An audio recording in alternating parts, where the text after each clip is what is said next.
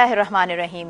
अवल नाम अल्लाह जो ॾींदड़ ॾेह सारे ॾई न पचारे विढ़निया मेहरबान घणो उभरंदे सिज पिरी जे न पसंदियूं कढी ॿई ॾिज अखड़ियूं कांगन खे। अस्सलामु अलैकुम तमाम नाज़रीन, उम्मीद करियां थी तव्हां सभु बिल्कुलु ठीकु हूंदव ऐं खोड़ सारियूं दुआऊं अव्हां जे लाइ, नेक तमन्नाऊं अव्हां जे लाइ हिन अङण ते। ही अङण सदाईं सरहो रहे थो। अव्हां सभिनीनि जूं दुआऊं पिण असां सां गॾु हूंदियूं आहिनि ऐं हिन अङण ते जॾहिं बि नवां फेसिस हूंदा आहिनि त यकीनन हिकिड़ो न्यू एक्सपीरियंस अव्हां जे साम्हूं अचे थो। हर कंहिंजी ज़िंदगी जो हिकिड़ो डिफरेंट एक्सपीरियंस आहे, हर कंहिंजो हिकिड़ो पंहिंजो विज़न आहे, ज़िंदगी जो स्टाइल पंहिंजो आहे, हर को पंहिंजे हिसाब सां पंहिंजी ज़िंदगी घारे थो। पर हिन सोसाइटी में जॾहिं गॾियल पंहिंजी कॉन्ट्रीब्यूशन उहा काउंट थिए थी या इंडिविजुअल कॉन्ट्रीब्यूशन पंहिंजी काउंट थींदी आहे त पोइ उहे माण्हू जेके ख़ूबसूरत तरीक़े सां कमु करे रहिया हूंदा आहिनि पंहिंजी पंहिंजी फील्ड में ऐं वरी कुझु पंहिंजे समाज खे ॾेई रहिया हूंदा आहिनि त यकीनन उहे क़ाबिल तारीफ़ हूंदा आहिनि। ऐं जॾहिं उन्हनि पर्सन सां ॻाल्हि ॿोल थींदी आहे जेके कुझु न कुझु किथे न किथे महिनत सां लॻल हूंदा आहिनि, जुस्तजू सां लॻल हूंदा आहिनि, कंटिन्यूटी जेका आहे उहा वॾी ॻाल्हि हूंदी आहे। कुझु शयूं असां ॾाढो शौक़िया अंदाज़ में कंदा आहियूं, कुझु अहिड़ियूं ॻाल्हियूं हूंदियूं आहिनि जिन जे पोयां असां शौक़िया अंदाज़ में लॻी वेंदा आहियूं, पर कंटिन्यूअसली कंहिं फील्ड सां जेको आहे सो सचाई सां कमु करणु मां सम्झंदी आहियां त पंहिंजो पाण सां पिणु उहा सचाई हूंदी आहे। तव्हां किथे बि आहियो, कंहिं बि इदारे सां अव्हां जी वाबस्तगी आहे, जंहिं बि यूनिवर्सिटी में अव्हां आहियो, कंहिं बि कॉलेज में आहियो, कंहिं बि इंस्टीट्यूट में आहियो, पर अव्हां ॾियो छा पिया। हिकिड़ो इंसानु त पंहिंजे लाइ सभु कुझु रहियो हूंदो आहे ऐं मां सम्झां थी त इंसान जो ज़हन बि कुझु इन तरह अॾियल हूंदो आहे त असांखे किथे न किथे पंहिंजे लाइ करिणो हूंदो आहे ऐं जेकॾहिं असां इहो न बि सोचूं त मुंहिंजे ख़्याल सां त पोइ विज़न न रहंदो आहे। ज़ाहिरी ॻाल्हि आहे जेसीं ताईं असां मुतमइन न हूंदासीं, असां कुझु बहितर न करे रहिया हूंदासीं, असां पंहिंजो पाण जे लाइ कुझु न करे रहिया हूंदासीं त इन द एंड असां कंहिं ॿिए जे लाइ कीअं करे सघूं था। इन जो मिसाल मां ईअं ॾींदसि त चयो वेंदो आहे त ॿियनि खे ख़ुशि रखो। मां चवंदी आहियां त इहो मुमकिन न आहे। जेसीं ताईं इंसानु पाण ख़ुशि न आहे, अव्हां पाण सेटिस्फाई न आहियो त अव्हां ॿिए कंहिंखे कीअं था करे सघो, ॿिए कंहिंखे अव्हां ख़ुशियूं कीअं था ॾेई सघो, अव्हां पंहिंजे घर जो उहो माहौल कीअं था जोड़े सघो। इन जे लाइ ॾाढो ज़रूरी हूंदो आहे त इंसानु जेको आहे सो थोरो पंहिंजी मेंटल हेल्थ जे हवाले सां सोचे, पंहिंजे पाण खे बि वक़्तु ॾिए। ऐं ॼाणा थी, ऐं सम्झां थी त ॾाढो मुश्किल हूंदो आहे इन पेट्रियाटिकल सोसाइटी में हर तरह सां पंहिंजो पाण खे मुतमइन रखणु, पंहिंजो पाण खे वक़्तु ॾियणु ऐं पंहिंजो पाण खे ख़ुशि रखणु ऐं हुनखां पोइ जेको सेकेंड स्टेप जंहिंजी मूं ॻाल्हि कई त ॿिए कंहिंखे ख़ुशि रखणु, इहो सम हाउ इनखे चई सघूं था त इट्स वेरी डिफ़िकल्ट। इहो ॾाढो ॾुखियो आहे, पर जेकॾहिं थोरो स्मूथली पाण सोचूं त शायदि इहो आसान बणिजी सघे थो इहो रस्तो। उन खां अलावा नाज़रीन, अॼु जेकॾहिं सुबुह जी ॻाल्हि कयूं था त मौसम तमामु तब्दील आहे, सियारो अची चुको आहे, पाण सभु सियारे खे वेलकम कयूं पिया ऐं सियारे जे हिसाब सां यकीनन घर में पोइ चेंजिंग्स बि हूंदियूं आहिनि, गरम कपिड़ा ऐं थोरो घणो मौसम जे हवाले सां तब्दीली हूंदी आहे, खाधे पीते में तब्दीली हूंदी आहे त सुठो लॻंदो आहे समाओ इहो जेको इहो आराम आराम सां मौसम चेंज थियणु, हिन में एडजस्ट थियणु बेहदि सुठो लॻंदो आहे। ॿारनि जो स्पेशली तमामु घणो ख़्यालु रखो। सुबुह सुबुह जो वक़्तु आहे, मूं काफ़ी ॿार ॾिठा पिया अॼु सुबुह जो ईंदे, उहो पैक थियल कैप ऐं सॼी ड्रेस ऐं शूज़, तव्हां पाण ॿारनि जो घणी केयर कंदा हूंदव, घणो ख़्यालु कंदा हूंदव। सो उन्हनि खे रेगुलरिटी ऐं पंक्चुअलिटी सां उहा स्कूल बि मोकिलियो था। ॿारनि जी सिहत जो तमामु घणो ख़्यालु रखो, पंहिंजो तमामु घणो ख़्यालु रखो ऐं जी सुबुह जी जॾहिं शुरूआति हूंदी आहे त हिकु शइ परमानेंट आहे, चांहि। ऐं यकीनन काफ़ी घणा माण्हू जंहिंजी मॉर्निंग जेको आहे सो उहो चांहि सां शुरू थींदी हूंदी। अॼु सुबुह महिराण प्रोग्राम सां जी नाज़रीन भरपूर सहकार मौजूदु आहे डॉन चांहि ठाहिण वारनि जो, जंहिंजो चवणु आहे त बस डॉन चांहि वठी अचो ऐं रोज़ाना टोकन वसीले खटियो ₹1,00,000। सो डॉन चांहि यकीनन तमामु बहितरीनु चांहि ऐं सुबुह जो जेकॾहिं डॉन चांहि जो कप हुजे त मां सम्झां थी त सुबुह ॾाढी ज़बरदस्त ऐं एनर्जेटिक गुज़रंदी आहे। गॾोगॾु नाज़रीन सुबुह महिराण प्रोग्राम सां जी भरपूर सहकार मौजूदु आहे स्किन वाइट गॉट मिल्क साबुण जो ऐं उन में विटामिन ए बि मौजूदु आहे, विटामिन B3 बि मौजूदु आहे ऐं पाकिस्तान में ही बहितरीनु एडवांस फॉर्मूला सां शॉप मौजूदु आहे। कंहिं बि शॉप तां ईज़ीली तव्हां वठी सघो था। गॾोगॾु भरपूर सहकार मौजूदु आहे गाला बिस्किट्स जो, ख़ालिस बेज़े ऐं कणिक सां तयारु थियल बहितरीनु ज़ाइके वारो बिस्किट, मुंहिंजे देश जो बिस्किट गाला। सो यस, चांहि गॾोगॾु हल थी ऐं आयल जेके असांजा मुअज़्ज़िज़ महिमान आहिनि हिन तरफ़ नज़र पवे थी त मुंहिंजा ख़ूबसूरत महिमान मुंहिंजे हिन अङण ते मौजूदु आहिनि। हमेशह आउं चवंदी आहियां त हिन अङण जी सूंहं असांजा महिमान ई हूंदा आहिनि, छाकाणि त उन्हनि सां ई असांजो प्रोग्राम यकीनन ख़ूबसूरत बणिजी, लाभाइतो बणिजी अव्हां ताईं पहुचंदो आहे। ऐं जीअं वो स्टार्टिंग में ॻाल्हि कई न, हर कंहिंजो हिकिड़ो पंहिंजो एक्सपीरियंस हूंदो आहे, ज़िंदगी जो हिकिड़ो पंहिंजो तजुर्बो हूंदो आहे। सो हा, ॿुधण सां इंसानु ज़रूरु कुझु सिखी वठंदो आहे। चवंदा आहिनि त हिकिड़ो त हूंदो आहे स्मार्ट इंसानु, हिकिड़ो हूंदो आहे वाइस इंसानु।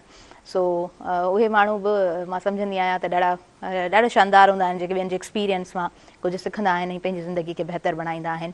सो जी, नंबर 1 सीट ते मूंसां गॾु मौजूदु आहिनि जनाब नज़ीर सारंग साहब, जिन जो तालुक़ु जेको आहे सो ॾंडो अलहयार सां आहे। पाण तमामु ज़बरदस्त उस्ताद आहिनि ऐं आर्टिस्ट आहिनि। उनखां अलावा पाण बहितरीन पंहिंजूं ख़िदमतूं सर अंजाम ॾेई रहिया आहिनि। जेकॾहिं कॉलेज जी ॻाल्हि कयां त इंचार्ज आहिनि गवर्नमेंट PNT कॉलेज ऐं DHA Karachi arts and clearing district south coordinator.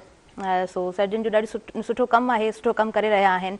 ऐं हमेशह मां इन ॻाल्हि खे मञंदी आहियां ऐं अव्हां पिणु यकीनन इन ॻाल्हि सां एग्रीड हूंदव त हिकु जेको आर्टिस्ट हूंदो आहे उहो आर्टिस्ट ई हूंदो आहे, ख़ूबसूरत मिज़ाज जो इंसानु हूंदो आहे ऐं नरम दिलि जो इंसानु हूंदो आहे, कुझु ॾियणु चाहींदो आहे, कुझु सुठो करणु चाहींदो आहे। सो यकीनन सर खां खोड़ सारियूं उन्हनि जूं ॻाल्हियूं ॿुधंदासीं, कुझु सिखंदासीं। तव्हांखे दिलि जी गहराई सां भली कार चवां थी, अस्सलाम वालेकुम, have a good morning. Thank you so much, ख़ुशी थी। थैंक यू सो मच तव्हां प्रोग्राम में आया आहियो ऐं यकीनन असांजो प्रोग्राम अव्हां जी मौजूदगीअ सां ॾाढो सुठो रहंदो। ऐं जी जनाब ॿी सीट ते मूंसां गॾु सबीन जावेद साहिबा मौजूदु आहिनि ऐं उन्हनि जे कम जी जेकॾहिं ॻाल्हि कयां थी त तमामु सुठो कमु करे रहियूं आहिनि। मां इन्हनि खे हमेशह ॾिठो आहे, डिफरेंट एक्टिविटीज़ में पाण इन्वॉल्व रहियूं आहिनि। यूथ सां संदन सुठी वाबस्तगी रही आहे, इंटरेक्शन यूथ सां सुठो रहियो अथनि।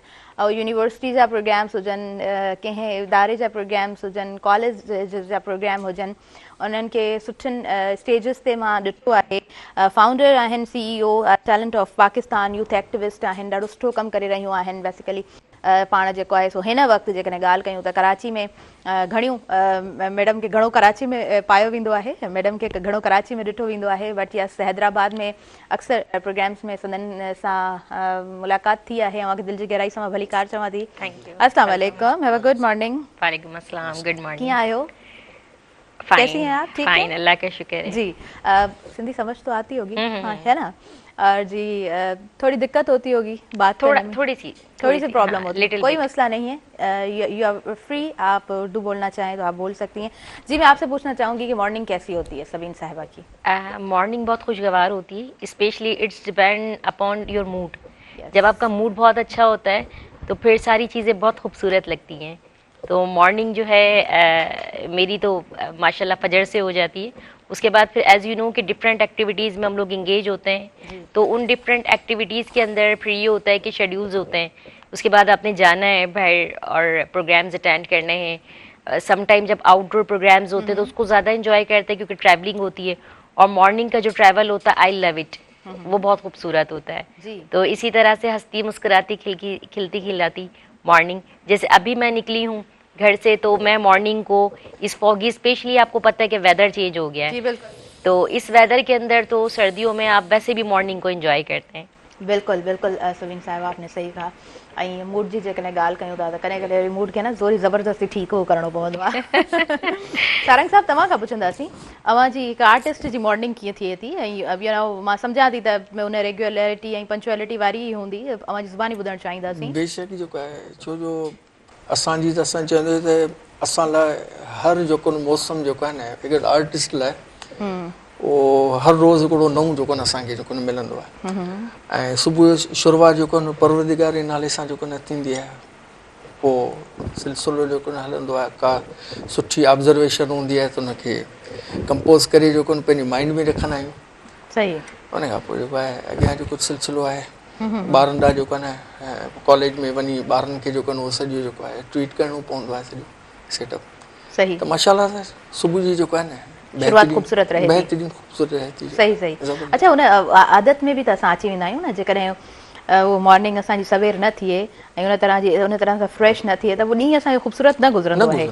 जी। अच्छा, स्टूडेंट्स जी जॾहिं ॻाल्हि थिए थी त माशाल्लाह असां 35 इयर्स ताईं अव्हांजी वाबस्तगी रही आहे शागिर्दनि सां। अव्हां ख़ुदि हिकिड़ा ख़ूबसूरत मुसविर आहियो। इहा फील्ड बाय प्रोफेशन या तव्हां उहा चूज़ कई या ठीकु आहे वञिणो आहे कंहिं बि फील्ड में त इनखे ई चूज़ करे था वठूं, इन तरह जो कुझु माइंड में हुयो? हिकिड़ो त बिल्कुलु त ज़बरदस्त जेको तव्हां सुवालु कयो आहे, छा जो हिकिड़ो त तव्हांखे जेको इन्वायरमेंट मिले थो, माहौल थो मिले। अच्छा, उन टाइम ते जंहिं टाइम ते असां जेको शुरूआति कईसीं त माशाल्लाह उन टाइम ते जेको आहे न दोस्त बि सुठा हुआ, स्कूल जो माहौल बि जेको वॾो ख़ुशगवार हूंदो, वसाइल घटि हुआ पर मज़ेदार जेको आहे सिस्टम हो, मौसम मज़ेदार हूंदो आहे, माहौल जेको आहे न ॾाढो बहितरीनु। त असां शुरूआति जेको आहे न उतां ई करे कईसीं ऐं हिकिड़े सुठे जेको आहे न तरीक़े सां कईसीं। अॻियां हली करे माइंड इहो ई रहियो त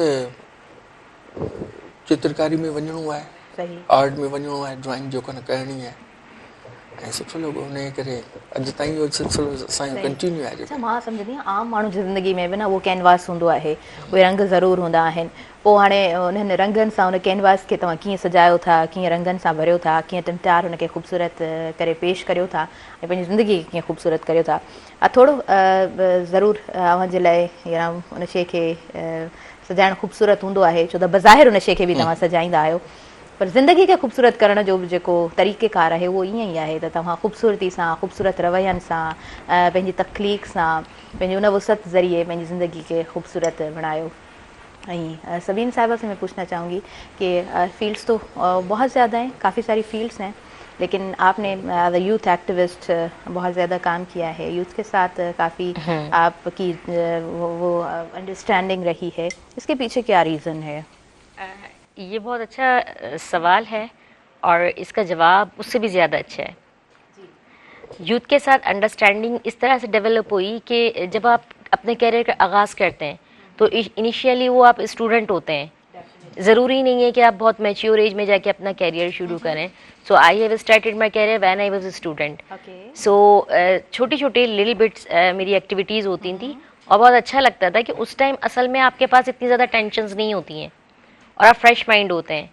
जब फ्रेश माइंड होते हैं तो आपके पास न्यू आइडियाज़ होते हैं। अब असल पॉइंट की तरफ आएँ तो उन आइडियाज़ को यूटिलाइज कैसे किया जाना चाहिए, द क्वेश्चन इज़ डैट। तो अगर आप उन चीज़ों को पॉजिटिव डायरेक्शन में ले जाएं तो आप बेहतरीन एक एक्टिविस्ट बन सकते हैं। फिर आप पे डिपेंड करता है कि आप किस डायरेक्शन में जा रहे हैं। आप वेदर कोई सोशल एक्टिविटीज़ की तरफ जाना चाह रहे हैं, आप चाहते हैं कि आपका कोई कैरियर हो, या आप पॉलिटिकल एक्टिविटीज़ की तरफ जाना चाह रहे हैं।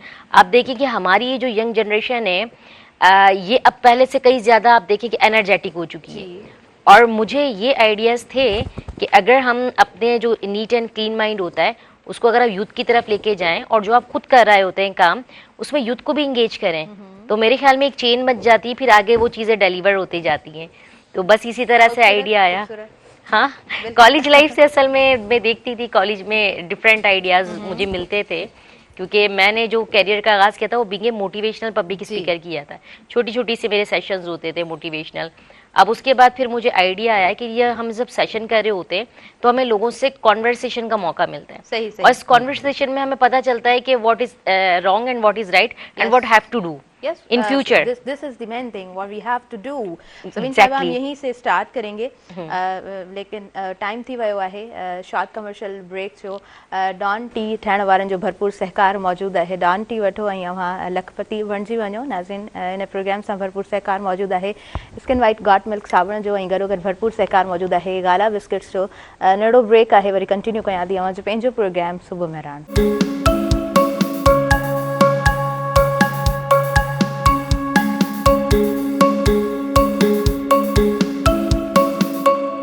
नाज़रीन, सभिनी ॾिसंदड़नि खे आऊं भली कार चवां थी अव्हांजे पंहिंजे प्रोग्राम सुबुह मेहरान में, जंहिंमें भरपूर सहकार मौजूदु आहे डॉन चांहि ठाहिण वारनि जो, जंहिंजो चवणु आहे त अव्हां डॉन चांहि वठो ऐं टोकन वसीले खटियो 1 लख रुपयो ऐं इहो सुनहरी मौक़ो अव्हां हासिलु करे सघो था, उहो बि 60 ॾींहंनि में।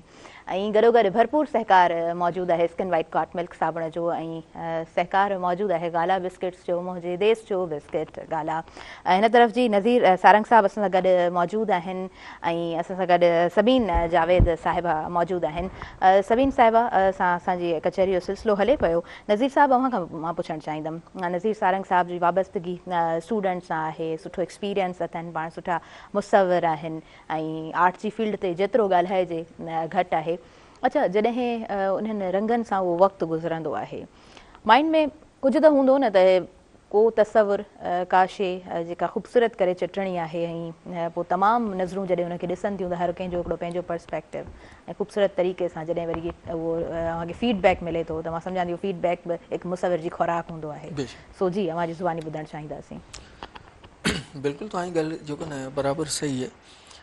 चाहे जो आर्टिस्ट खे जेको आहे न जेकी दाद मिले थी रंगनि जो जेको आहे न तालुक़ु हर इंसान जो आहे, छो जो इंसान जो इंसानी साइकोलॉजी जेको आहे न सॼी हुन सां जेको आहे न गान चाय को भी साथ साथ में एंजॉय करें ऐं हिकु आर्टिस्ट जे लाइ यकीनन फ्रेश रहण जे लाइ चांहि बि ज़रूरु हूंदी आहे ऐं जेकॾहिं डान चांहि हुजे त पोइ त ज़बरदस्त कमु थी वेंदो। उन हवाले सां त हर इंसान जो जेको आहे न रंगनि सां जेको न तालुक़ु आहे। जी जी बिल्कुलु। जेॾी महिल इंसान ऑब्ज़र्व करे थो त पोइ रंग जेको न ऑटोमेटिकली जेको न माइंड में जेको आहे न उन तरीक़े सां जेको न अचनि था। हा बिल्कुलु।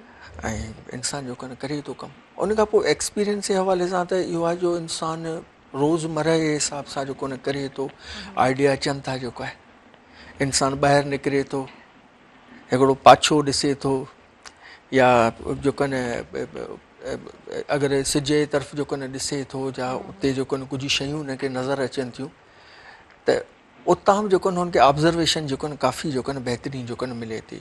उन खां पोइ रोज़मर्रा जी जेको आहे इंसान हिक ॿिए सां वाबस्ता रखे थो निकिरे थो ॿाहिरि त हुनखे ॿाहिरि जी एनवायरमेंट खे जेको ॾिसे थो त काफ़ी शयूं जेको न खोड़ शयूं जेको आहिनि हुन आर्टिस्ट खे मिलनि थियूं। उहो ई आर्टिस्ट जेको न कैनवस ते जेको आहे न रिप्लाई करे थो जेको आहे। ज़बरदस्ती ज़बरदस्त। अच्छा स्टार्टिंग में कीअं हुयो? इट वॉज गुड यकीनन ख़ूबसूरत हूंदो। मुंहिंजी अच्छा हिन फील्ड सां मुंहिंजी वाबस्तगी रही आहे ऐं मिनिएचर पेंटिंग मां कई आहे ऐं उहो ॾाढो बारीक कमु हूंदो आहे ऐं ॾाढो ध्यानु सां करिणो पवंदो आहे। जॾहिं मूं मुग़ल बादशाह खे उन में जेको आहे सो ठाहिण जी कोशिशि कई पे त मूंखे ॾाढो ॾुखियो लॻो हो, पर आराम आराम सां इहे सभु शयूं जेको आहे न ॾाढी ख़ूबसूरत थी वेंदियूं आहिनि। अव्हां जी वाबस्तगी सिंध वरसिटी सां रही आहे ऐं सिंध वरसिटी जी जेका पथरीली ज़मीन आहे उन ख़बर नाहे केतिरा मुसविर तयारु कया आहिनि, केतिरा आर्टिस्ट तयारु कया आहिनि ऐं केतिरा इंटेलेक्चुअल्स पैदा कया आहिनि। उन धरती जी उन पथरीली ज़मीन जी हिकिड़ी पंहिंजी ॻाल्हि आहे, उतां जी हिकिड़ी पंहिंजी ख़ुशबू आहे ऐं उतां जी जेकॾहिं ॻाल्हि कबी त पोइ इहा ॻाल्हि जेको आहे सो डिघी थी वेंदी। सो ॻाल्हि आहे क्वेश्चन जी तरफ़ वापसि थी अचां। उहो सफ़र कीअं हुयो ऐं उहो सफ़र कीअं शुरू थियो? अव्हां जी ज़ुबानी ॿुधणु चाहींदसि। सफ़र जेको न एॾो बहितरीनु जेको आहे न शुरूआति मुंहिंजी ईअं ई थी जो जॾहिं टुनलिया खां ट्रेवल करे जेको आहे न जामशोरी ताईं जेको न पहुतसि। अच्छा रोज़ आउटबेक हूंदो न? रोज़ जी बिल्कुलु रोज़ आउटबेक हूंदो, पर लाज़मी हिकिड़ो फस्ट टाइम के इदारे में माण्हू वञे थो त थोरी हेज़िटेशन थी थी नवां माण्हू आहिनि, मिज़ाजनि तबियतूं आहिनि जेको आहे। पर वाक़ई जेॾी महिल उन जेको आहे न इदारे में जेॾी महिल मूं वञी क़दम रखियो ऐं असांखां जेके आहिनि टेस्ट जेको न वरिता विया ड्राइंग जे हवाले सां हिकिड़ो मॉडल करेक्टर जेको न विहारे हुनखे जेको आहे सभु ॾिसूं पिया, सभु जेको मुख़्तलिफ़ जेको आहे न राउंड में जेको स्टूडेंट जेको पंहिंजी पंहिंजी जेको आहे न चित्रकारी जेको कनि पिया, ड्राइंग कनि पिया। त हर आर्टिस्ट जी जेको आहे न इहा ई हूंदी आहे त आउं हुन खां बहितर जेको न करे, छो जो जेलेसी रखे थो, आर्टिस्ट बि जेलेसी रखे थो थिए हुन जो कमु आहे, पर आउं हुन खां बहितर जेको न करियां जेको आहे। अच्छा कम में जेलेसी ठीकु आहे, सुठो कमु करण में बिल्कुलु सम्झ में अचे थी बेशक, छो जो असांखे टीचर इहो ई जेको न टीच कंदो त चवंदो त तव्हां जेको न अगरि 4 ॼणा पाण में आहियो त 4 ॼणा पंहिंजे कम में जेलेसी रखो हिकु ॿिए खे, हुन जेको बहितर कयो आउं छो न बहितर करियां जेको आहे। छो जो इहो ई रस्तो जेको आहे न अॻियां तव्हांखे हिकिड़ो बहितर जेको आहे न लाइफ लाइ जेको खणी थो वञे। त सिंध यूनिवर्सिटी जो सफ़र ॾाढो मज़ेदार जेको आहे न क़िस्म जो सफ़र लॻो जेको आहे। ऐं उन खां पोइ दोस्त मिलिया, उन खां पोइ जेॾी महिल फस्ट स्टेप ताईं जेको न पहुतासीं रंगनि जो बि जेको न एक्सपीरियंस थियो, बहितरीनु क़िस्म जा उस्ताद जेको आहिनि असांखे जेको न मिलिया ऐं उन्हनि उस्तादनि जेको आहे न असांखे जेकी डायरेक्शन ॾिनी, जेके उन में वॾा जेको न नाला आहिनि सिंधिया जेको न बहितरीनु नाला आहिनि। साईं आशिक़ अरमानी साहिबु आहे, ठीक आहे न, बहितरीनु क़िस्म जो जेको आहे न मंसूर आलम साहिबु आहे, साईं मोहम्मद अली भट्टी साहिबु आहे, कमाल जो आर्टिस्ट आहे जेको आहे न असांजे। त उन हवाले सां जेको आहे न काफ़ी कुझु खोड़ जेको न सिखियोसीं। पर उन्हनि मां उहे बि जेको न उस्ताद हूंदा जेके मोहबत में कुर्ब में जेको आहे न इहे जेको आहे न कंहिं पंहिंजो स्टूडेंट जो कमु ॾिसंदा हुआ ऐं उनजो स्टूडेंट जो कमु बहितरीनु ऐं जेको न सुठी नौयत हूंदो त उहे टीचर जेको आहे उन स्टूडेंट खे इन तरीक़े सां दाद ॾिना त यार कुझु डायरेक्शन यार असांखे बि ॾियो त कहिड़े तरीक़े सां जेको न थींदो, तूं इहा लाइन कीअं थो कढी, तूं जेको आहे न हीअ पूरी कंपोज़िशन कहिड़े तरीक़े सां थो कढी, त इहा माना सम्झो त उन्हनि उस्तादनि इहो जेको आहे न कॉन्फिडेंस ॾियणु, मान ॾियणु, इज़त ॾियणु, यकीनन ये सभु शयूं ज़िंदगी में कमु अचनि थियूं। अनफॉर्चुनेटली असांखे वरी उहो सख़्तु ॾाढा उस्ताद मिलिया, ऐं मैथमेटिक्स जा जेके उस्ताद हूंदा आहिनि उहे तमामु घणा सख़्तु, असां उन्हनि सां जेको आहे सो टाइम गुज़ारियो। मां कॾहिं कॾहिं सोचंदी हुअमि त इंग्लिश डिपार्टमेंट जा टीचर्स केतिरा न पोलाइट आहिनि, आर्ट्स एंड डिज़ाइनिंग जा टीचर्स केतिरा न पोलाइट आहिनि, पर ठीकु आहे, कॾहिं कॾहिं ईअं थींदो आहे तव्हां जंहिं सख़्ती मां गुज़रंदा आहियो त उन्हनि मां बि घणो कुझु तव्हां पिराईंदा आहियो, सिखंदा आहियो, जेको मां सम्झां थी त उन चिल माहौल में स्टूडेंट नथो सिखी सघे। जॾहिं आऊं मेहरान टेलीविज़न ते आई हुयसि त मुर्तज़ा मजबूर साहिब जो बि जेको रवैयो हुयो, ही वॉज सो हार्ड, पर उतां मां ॾाढो सिखियमि, तंहिंजे करे ई शायदि हिन वक़्तु मां स्क्रीन ते एतिरो फ्लो में ऐं हिकिड़े ख़ूबसूरत अंदाज़ में ॻाल्हाइण जी मुंहिंजी कोशिशि हूंदी आहे। अच्छा, सबीन जावेद साहिबा खां मां पुछणु चाहींदसि, सबीन, स्टूडेंट्स की तो हमने बात की, यूथ की हमने बात की, आपने बड़ी खूबसूरत तरीके से इस चीज़ को एलाबोरेट किया कि देयर इज़ द स्टेप जिस पे आपको फोकस्ड रहना होता है, वो है कि आप यूटिलाइज़ कैसे कर रहे हैं। काफ़ी हम स्टूडेंट्स देखते हैं जो कि बहुत शानदार तरीके से एकेडमिकली उनका एक रिज़ल्ट आ रहा होता है, लेकिन उनकी परफॉर्मेंस में वो चार्म नहीं होता, वो कॉन्फिडेंस नहीं होता, और फिर जो है यूटिलाइज़ करने की तो बात बाद में आती है। अच्छा, इन चीज़ों पे आपने कभी गौर किया है कि इस तरह होता है, एकेडमिया में स्टूडेंट्स बहुत अच्छे होते हैं लेकिन उनकी परफॉर्मेंस उस तरह फिर हमें दिखाई नहीं देती, क्या रीज़न समझती हैं आप? I think there is a reason behind that, interest, how much you are interested and how much you are willing to get knowledge. अगर आप अपने करियर को लेके सीरियस हैं, इंटरेस्टेड हैं and you want to be a something, then you have to get more knowledge. और more knowledge के लिए तो आपको डेफिनेटली फिर आपने अपने एकेडमिक को इग्नोर नहीं करना है। समटाइम स्टूडेंट्स जाते तो हैं, क्लासेस स्किप हो जाती हैं, और ये होता है कि स्टडीज़ कहीं ना कहीं बस वो कहते हैं ना कि लेके चल रहे हैं, वो होता है। तो आप देखिए ना, किसी चीज़ को बनाने में और घसीटने में फ़र्क होता है।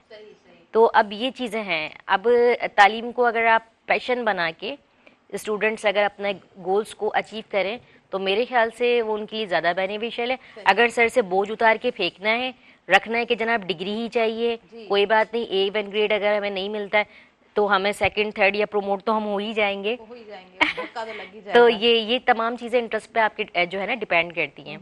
तो और इंटरेस्ट आपको मेरे ख्याल में जब डेवलप होता है कि जब आपकी वो कहते हैं ना तालीम से पहले तरबियत, और तरबियत आपकी फैमिली से शुरू होती है। तो अगर आपके पेरेंट्स आपको वो चीज़ स्टार्टिंग से कहीं ना कहीं आपके माइंड में फीड कर रहे हैं तो डेफिनेटली फिर आपका जो फोकस होता है, जैसे जैसे आप बड़े होते हैं एज के साथ साथ, तो वो चीज़ उसमें डेवलप होती है। सही। और इसमें पेरेंट्स का बड़ा रोल होता है, स्पेशली आपकी मदर का। सही, आई बिलीव। हाँ, और फिर क्योंकि मुझे पता है मेरी मामा एक सिंगल पेरेंट है, तो मेरे स्टार्टिंग में जब पापा की डेथ हुई थी तो उसके बाद भी मामा का बड़ा एक इंटरेस्ट होता था कि मैंने सबीन को कुछ बनाना है। तो अगर मैं खुद भी थोड़ी सी उस वक्त तो आपको पता है छोटे होते हैं हम, इतने बड़े नहीं होते हैं, स्कूलिंग के अंदर वो ना मैच्योरिटी होती है, तो अगर हमारा कहीं इंटरेस्ट यहाँ वहाँ होने भी लगता है तो आपकी मदर आपको गाइडलाइन देती हैं।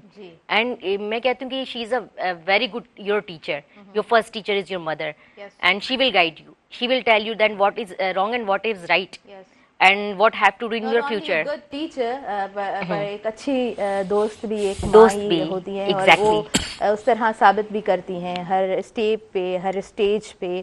माँ जैसा तो कोई नहीं होता, माँ पे जितना भी बोला जाए कम है। माँ मानतदार हूंदी आहे, माँ दोस्त हूंदी आहे, माँ साहेड़ी सां गॾोगॾु अव्हां जी हमदर्द हूंदी आहे, अव्हां जी हमराज़ हूंदी आहे, अव्हां सां मुहबतूं भरपूर वंडींदी आहे। ऐं माउ जे लाइ जेकॾहिं मां ॻाल्हायां त मां घणो कुझु ॻाल्हाए सघां थी। माउ जो हिकिड़ो रूप तव्हां ॾिठो हूंदो न, जॾहिं मां हमेशह इहा ॻाल्हि कंदी आहियां त जॾहिं अव्हां निकिरंदा आहियो न ॿाहिरि, पोइ अव्हां चंद क़दम हली वञो, अव्हां घर खां निकिरी रहिया आहियो, गाॾी में आहियो, पर जेसीं ताईं अखियुनि खां ओझल तव्हां नथा थियो त माउ तकींदी रहंदी आहे, माउ ॾिसंदी रहंदी आहे। माउ जे लबनि ते हमेशह दुआ हूंदी आहे ऐं उहा दुआ यकीनन अव्हां जे लाइ क़बूल थींदी आहे। हज़रत मूसा अलैहिस्सलाम खां जॾहिं हुनजी अमड़ हिन जहान मां अब्दी जहान ॾे रुख़सत थी त अल्लाह तबारक व ताला जी तरफ़ खां इलाम थियो त मूंसां हाणे तोखे संभाले हलणो आहे, छो त तुंहिंजे पोयां दुआ करण वारी तुंहिंजी माउ न रही आहे। हज़रत मूसा अलैहिस्सलाम बिना जुतीअ जे वेंदा हुया ऐं उन ॾे पोइ इल्हाम आयो त तोखे हाणे ईअं न अचिणो आहे। सो माउ जो वॾो मक़ाम आहे, वॾो रुतबो आहे। नाज़रीन असांखे वधिणो आहे शॉर्ट कमर्शियल ब्रेक जी तरफ़ ऐं नंढड़ो ब्रेक आहे। डॉन चांहि ठाहिण वारनि जो भरपूर सहकार मौजूदु आहे सुबुह मेहरान में ऐं तव्हां सुनहरी मौक़ो ही हासिल करे सघो था। टॉकिन जे ज़रिए तव्हां लखपति बणिजी सघो था ऐं जी गॾोगॾु भरपूर सहकार मौजूदु आहे स्किन वाइट गॉट मिल्क साबुण जो ऐं सुबुह मेहरान में भरपूर सहकार मौजूदु आहे गाला बिस्किट्स जो, मुंहिंजे देश जो बिस्किट गाला। सो नंढड़ो ब्रेक आहे, गॾु रहिजो।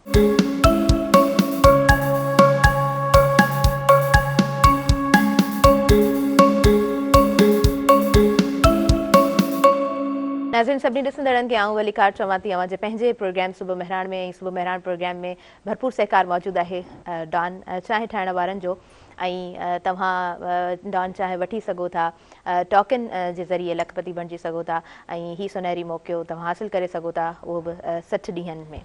उनखां अलावा भरपूर सहकार मौजूदु आहे सुबुह मेहरान में स्किन वाइट गॉट मिल्क साबुण जो ऐं भरपूर सहकार मौजूदु आहे गाला बिस्किट्स जो ऐं जी हिन तरफ़ असां जेको आहे सारंग साहिब जी तरफ़ वधंदासीं। अवां गॾोगॾु असां त ॻाल्हियूं करे रहिया हूंदासीं पर गॾोगॾु अवां हिननि जो कमु बि ॾिसी सघंदव स्क्रीन ते।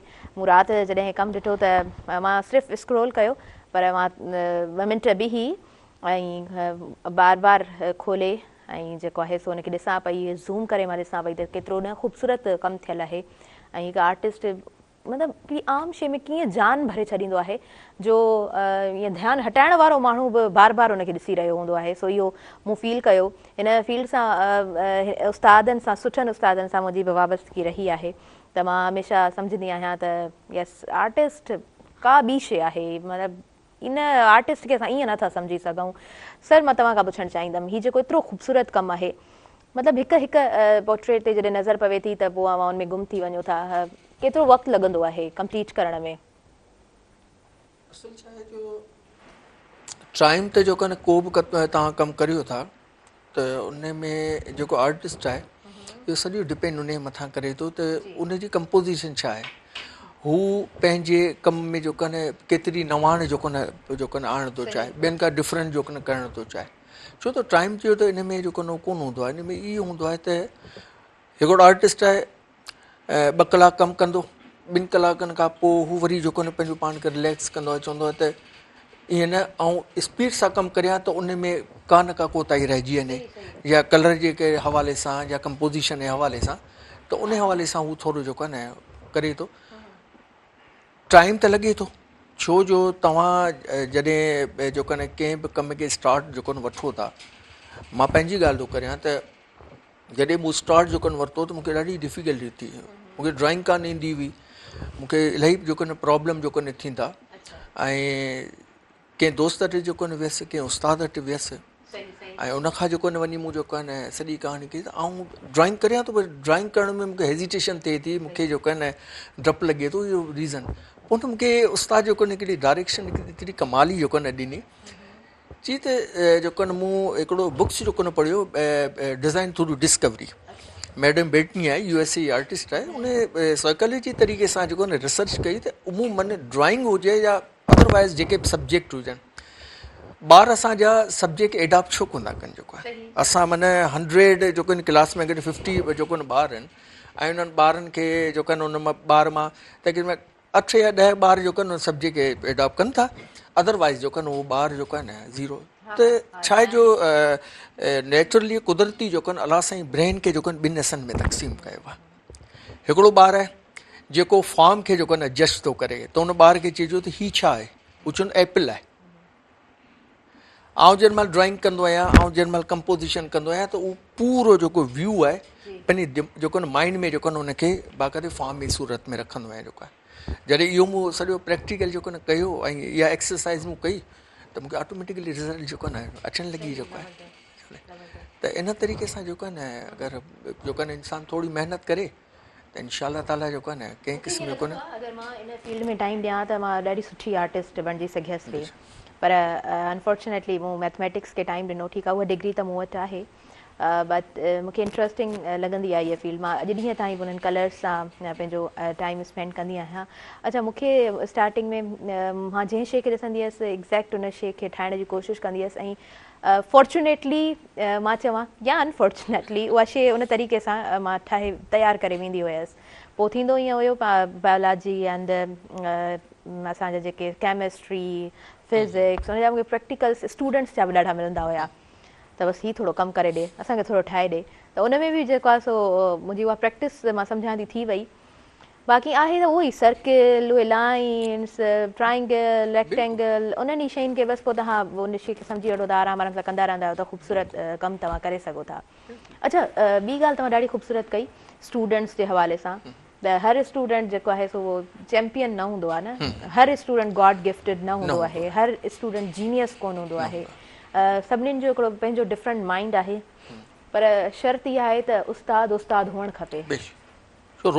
जी, उस्ताद जेकॾहिं ख़ूबसूरत आहे, ॿार खे जेकॾहिं सम्झी सघे थो त उहो पोयां वेठल हिकिड़ो जंहिंखे पाण चवंदा आहियूं न कुझु ज़न ॾॾ ॿार, उनखे बि ख़ूबसूरत बणाए सघे थो, थी सघे थो, पर बशर्त असां वटि उस्ताद ख़ूबसूरत हुअणु खपनि। असां चाहे जो उमूमन मूं जेको आहे न उन्हनि स्पेशल चाइल्ड जेको आहिनि ॿारनि ते जेको मूं एक्सरसाइज़ कई आहे उन्हनि ॿारनि खे जेको आहे, अच्छा उहे ॿार जंहिं महिल ड्राइंग कंदा आहिनि न त उनजे हथनि में लर्ज़ो ईंदो आहे। जी बिल्कुलु बिल्कुलु। अच्छा, उन्हनि ॿारनि खे मूं हिकिड़ो जेको आहे एक्सपेरिमेंट करे जेको आहे ॾिसो था, ऐं हिननि ॿारनि जी जेको आहे न ॾिसां त हिननि जी ड्राइंग में जेकॾहिं क्वालिटी केतिरी आहे। हक़ीक़त में छो जो अलाह साईं त हर इंसान खे ख़ल्क़ कयो आहे पंहिंजे पंहिंजे जेको आहे न, पर उन ॿार खे अलाह साईं एॾो स्पेशल जेको न ख़ल्क़ कयो आहे। तव्हां यकीन करा काफ़ी अहिड़ियूं ड्राइंग आहिनि जेके मूं सेव करे रखियूं आहिनि, ऐं जॾहिं बि उन्हनि खे ॾिसंदो आहियां उन रब ॾांहुं जेको न मुंहिंजा परवरदिगार हेॾो कमाल जो कमु जेको न मूंखे ॾिसण लाइ जेको मिलियो। सही, बिल्कुलु एॾी कमालियत आहे, यकीनन। अच्छा, हिकिड़ी ॻाल्हि अवां ॿी बि सुठी कई त जेको आहे न टाइम पीरियड फिक्स न हूंदो। हा ठीकु आहे, पेड कमु आहे त यकीनन हिकिड़ो टाइम फिक्स आहे, असांखे ॾियणो आहे, पर ख़ूबसूरती आर्टिस्ट जी आहे त उनजी जेका कमालियत आहे, उनजे अंदरि जेको हिकिड़ो हुनुर आहे, जेको उनजो फ़न आहे, उन खां वधीक वॾो जेका मज़बूत तख़लीकार जी जेका अपोज़िशन में शइ हूंदी आहे न उनजी पंहिंजी ज़ात मां सम्झंदी आहियां उहो नक़ाद आहे। अव्हां जो नक़ाद जेकॾहिं अव्हां जे तख़लीकार खां स्ट्रॉन्ग आहे या उन ई हद ते बीठो आहे त पोइ माना उन डॉट खे बि तव्हां जेको आहे न बर्दाश्त न कंदव, चवंदो उन शइ खे बि मां उन ख़ूबसूरत फॉर्म में खणी अचां जो ॿियो केरु ॾिसे त ॿिए जी अखि जेको आहे इहो नुक्स न कढे, इहो आउं पाण ई हिन खे सही करे वठां। इहो हर हंधि अथव। तव्हां राइटिंग में ऐं जॾहिं लिखंदी आहियां त मुंहिंजो पंहिंजो नक़ाद मूंखे ॾाढो तंग कंदो आहे। मां उन्हनि शयुनि खे जेको आहे सो रखी छॾंदी आहियां। मां चवंदी आहियां न, हिन शइ खे अॻियां न वञणु खपे, हिन खे मूंखे करेक्ट करणु खपे। कॾहिं कॾहिं वरी उन्हनि शयुनि खे फाड़े मां जेको आहे सो डिस्कार्ड कंदी आहियां। यस, सबीन साहिबा खे असांजी भरपूर टाइम ॾींदासीं। ऐं सबीन साहिबा, मैं आपसे पूछना चाहूँगी, अगर एक उस्ताद की बात होती है तो आप क्या समझती हैं कि एक उस्ताद दर हकीकत क्या है, उस्ताद को किस तरह होना चाहिए? उस्ताद तो देखें ना, उस्ताद ही है, फिर वो आपको सिखाता है। और उस्ताद को मेरे ख्याल में बहुत ज़्यादा ओबीडियंट, जैसे कहते हैं ना कि स्टूडेंट ही ओबीडियंट है, नहीं, थोड़ा सा उस्ताद को भी ओबीडियंट होना चाहिए, तब जाकर आप कुछ सिखा पाते हैं। अगर आप हद से ज़्यादा स्ट्रिक्ट हो जाएंगे तो आई डोंट थिंक सो कि फिर स्टूडेंट्स आपको ओबे करेंगे। फिर वो आपसे जान छुड़ाने के लिए कहते हैं कि यार क्लास ख़त्म हो तो हम नेक्स्ट पीरियड की तरफ जाएं। लेकिन आप लोगों को अपने बिहेवियर से अपना बनाते हैं, तो मेरे ख्याल में आपका वे ऑफ टीचिंग इतना अट्रैक्टिव होना चाहिए, आपका वे ऑफ टॉक इतना अट्रैक्टिव होना चाहिए कि लोग खुद आपकी तरफ आएँ। इवन के स्टूडेंट्स इंतज़ार करें कि हमारे फला टीचर का पीरियड कब आएगा, हम उनके जैसा बनना चाहते हैं। रोल मॉडल होता है ना, जो त घणो स्टूडेंट्स जेको है ना इंतजार कंदा आहिनि। ऐसा है मॉडल होना चाहिए आपके टीचर को। और आप देखें कि फिर वही स्टूडेंट्स जब आगे बढ़ते हैं तो कहते हैं हमारे मेंटोर हमारे टीचर्स हैं। बिल्कुल, हमने जो कुछ सीखा है इनसे सीखा है। सबीन, मैं आपसे भी पूछना चाहूंगी, आपके मेंटोर्स कौन रहे हैं जिंदगी में, और उन मेंटोर्स को देख के सबीन ने कहा कि yes I want to be something, और मैं बनूंगी तो इन जैसा कुछ कर पाऊंगी या कुछ बेहतर मैं जिंदगी में कर सकती हूँ? होता है आपके यहाँ भी यकीनन वो मेंटोर्स तो होंगे? बिल्कुल हैं वो मेंटोर। सबसे पहले मेरी फैमिली में मेरे पेरेंट्स मेरे लिए रोल मॉडल हैं, उसके बाद मेरे ग्रैंडफादर, क्योंकि he is a custom officer. अब वो कस्टम में जब बंदा होता है, स्पेशली वो कलेक्टर रहे पूरे कराची में, तो वो जितने पंक्चुअल थे तो उनकी पंक्चुअलिटी को देख के मुझे अट्रैक्शन होती थी। मतलब हर टाइम टाइम टेबल से रिलेटेड है। मतलब कोई भी काम आप में ऐसा नहीं करना है कि जिससे मिसमैनेजमेंट हो। मतलब इतने ज़्यादा पंक्चुअल इंसान और फिर उतने ही लविंग और कैरिंग। मतलब गवर्नमेंट जॉब भी कर रहे हैं, कस्टमर कलेक्टर हैं, फिर आप अपने फैमिली को भी टाइम देते हैं, प्रॉपर टाइम देते हैं, तो ये चीज़ मैटर करती है। तो उसके बाद फिर जब आप थोड़ा सा मैच्योर होते हैं, थोड़ा सा आउटसाइड जाते हैं, तो फिर मेरे एक बहुत अच्छे टीचर हैं sir GM ji, he is international certified motivational public speaker, और I have learned a lot from sir Ghulam Mursaleen. तो उनसे बहुत कुछ सीखने को मिला। तो मोटिवेशनल स्पीकिंग की तरफ भी मैं उनको देख के आई, तो ये मेरे लिए एक इंस्पिरेशन है। और अब तक I am focusing and learning from them, कि मैंने उनसे सीखना है और अभी उनकी चीज़ों को देखना भी है, और फिर कुछ ऐसा मुनफरिद करना है ना कि लोग हम जैसा बनने की तमन्ना करें। सही। अच्छा, ये क्वालिटी मोटिवेशनल स्पीकर्स में तो होती है, मैं समझती हूँ कि आप जो है लोगों को कायल तो कर ही लेते हैं। बिल्कुल कर लेते हैं। यूथ बहुत ज्यादा फॉलो करती है and it's a God gifted thing, U can't do anything without God gifted thing. Yes, it is definitely. छो त हर को आर्टिस्ट न बणिजी सघंदो आहे, हर को ख़ूबसूरत तरीक़े सां पंहिंजो मुद्दो न रखी सघंदो आहे। ऐं मां ईअं बि चवंदी आहियां, हर पेशन ऐं प्रोफेशन में ॾिसो न, हर को ख़ूबसूरत उस्ताद बि नथो बणिजी सघे, हर को ख़ूबसूरत डायरेक्टर बि कोन थो बणिजी सघे। सो ये सब शयूं त यकीनन पंहिंजी मेरे ख्याल में आपका बिहेवियर आपको बड़ा खूबसूरत बनाता है, और आपका लिविंग स्टाइल, आपका लिविंग स्टाइल ये मैटर करता है। हर चीज जो है वो गॉड गिफ्टेड आपकी शक्ल होती है, अल्लाह ने अगर एक अच्छी शक्ल सूरत दी, लेकिन आपका कहते हैं कि आपका जो फर्स्ट इंप्रेशन होता है ना, आपकी ड्रेसिंग होती है जी। तो आपका ड्रेस सेंस इतना अच्छा होना चाहिए, उसके बाद आपका वे ऑफ टॉक इतना अच्छा होना चाहिए कि लोग अट्रैक्ट हों, आपसे मिलने की ख्वाहिश करें। वही ना, मैं कहती हूँ कि पर्सनालिटी डेवलपमेंट पे हम जब जा रहे होते हैं एक सेशन देने, तो मैं कहती हूँ एक बार जो है वो मिरर में खुद को भी देख लेना चाहिए कि भाई आपकी अपनी पर्सनालिटी कैसी है, कि आप जो है वो 50 और 100 आपके सामने 1000 लोग बैठे हुए हो, आप उनको पर्सनालिटी डेवलपमेंट पे सेशन दे रहे हो। अच्छा, एक बात ये भी, नेचुरली इन शइ खे बि पाण ॾिसंदा आहियूं, मूंखे ॾाढो अजीब लॻंदो आहे त असां गोरे रंग की ख़ूबसूरती अलाए छो सम्झंदा आहियूं, हालांकि अट्रैक्शन उन सांवरे रंग में ॾाढी हूंदी आहे।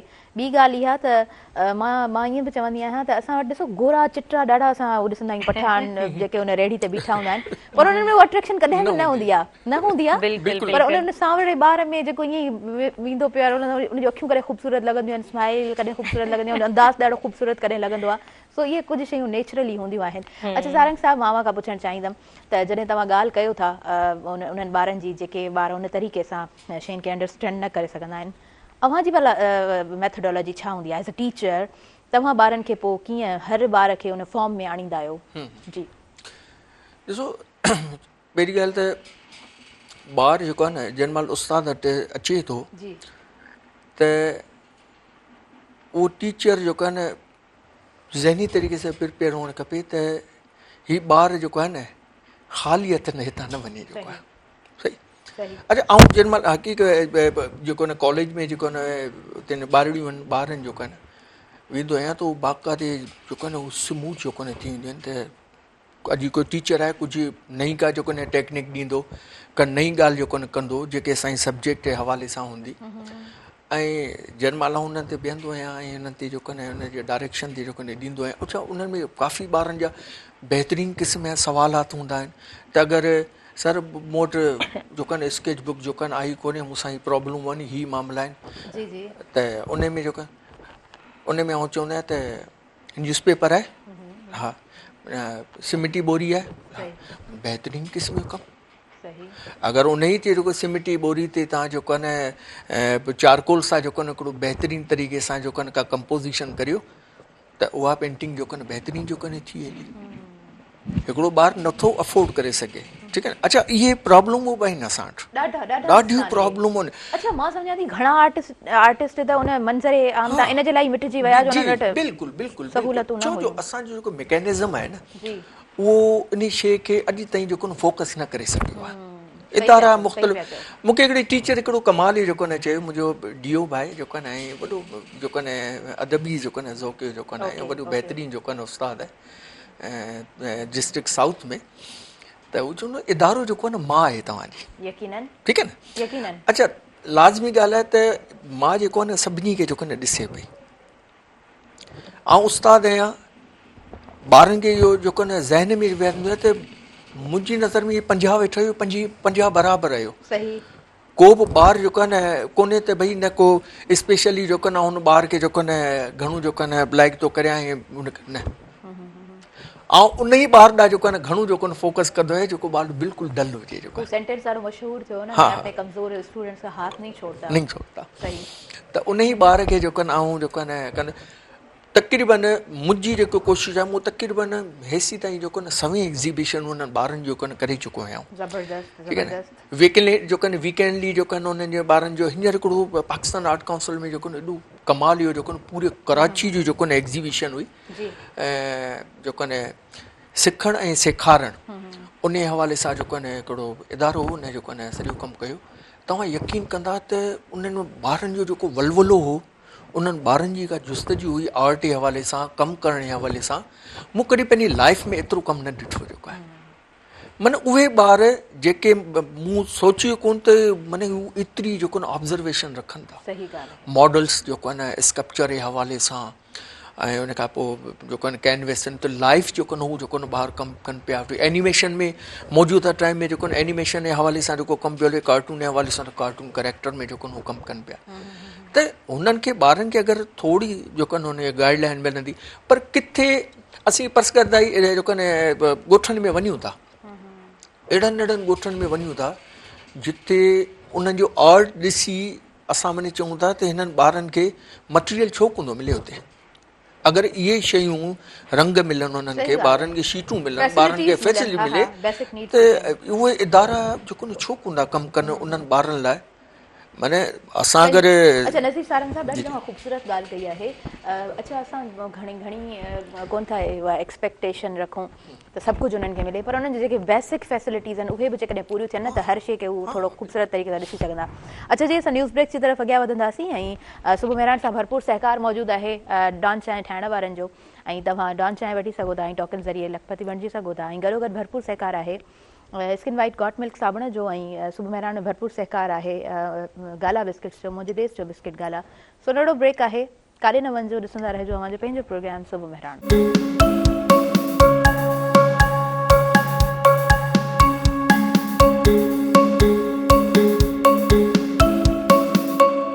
नाज़रीन सभिनी ॾिसंदड़नि खे आऊं भलीकार चवां थी ऐं सुबुह मेहरान सां जी भरपूर सहकार मौजूदु आहे डॉन चांहि ठाहिण वारनि जो, ऐं तव्हां टोकन वसीले लखपति बणिजी सघो था। गॾो गॾु भरपूर सहकार मौजूदु आहे स्किन वाइट गॉट मिल्क साबुण जो, ऐं गॾो गॾु भरपूर सहकार मौजूदु आहे गाला बिस्किट्स जो। ऐं पहिरीं फ़ोन कॉल रिसीव कंदमि असां सां गॾु मंज़ूर अहमद साहब मौजूदु आहिनि, उन्हनि खे मां वेलकम चवां थी। हलो अस्सलाम वालेकुम। वालेकुम सलाम।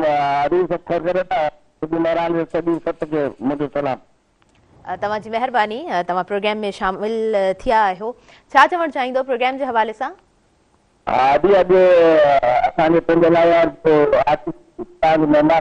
जी हा बिल्कुलु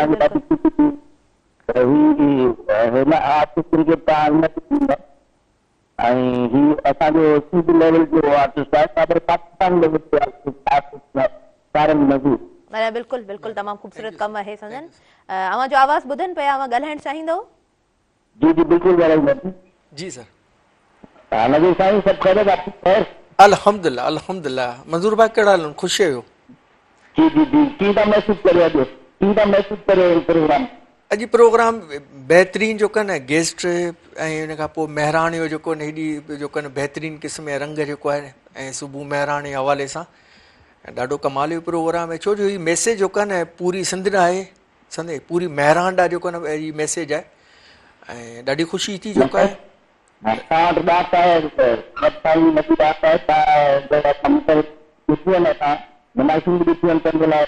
जी जी जी बिल्कुलु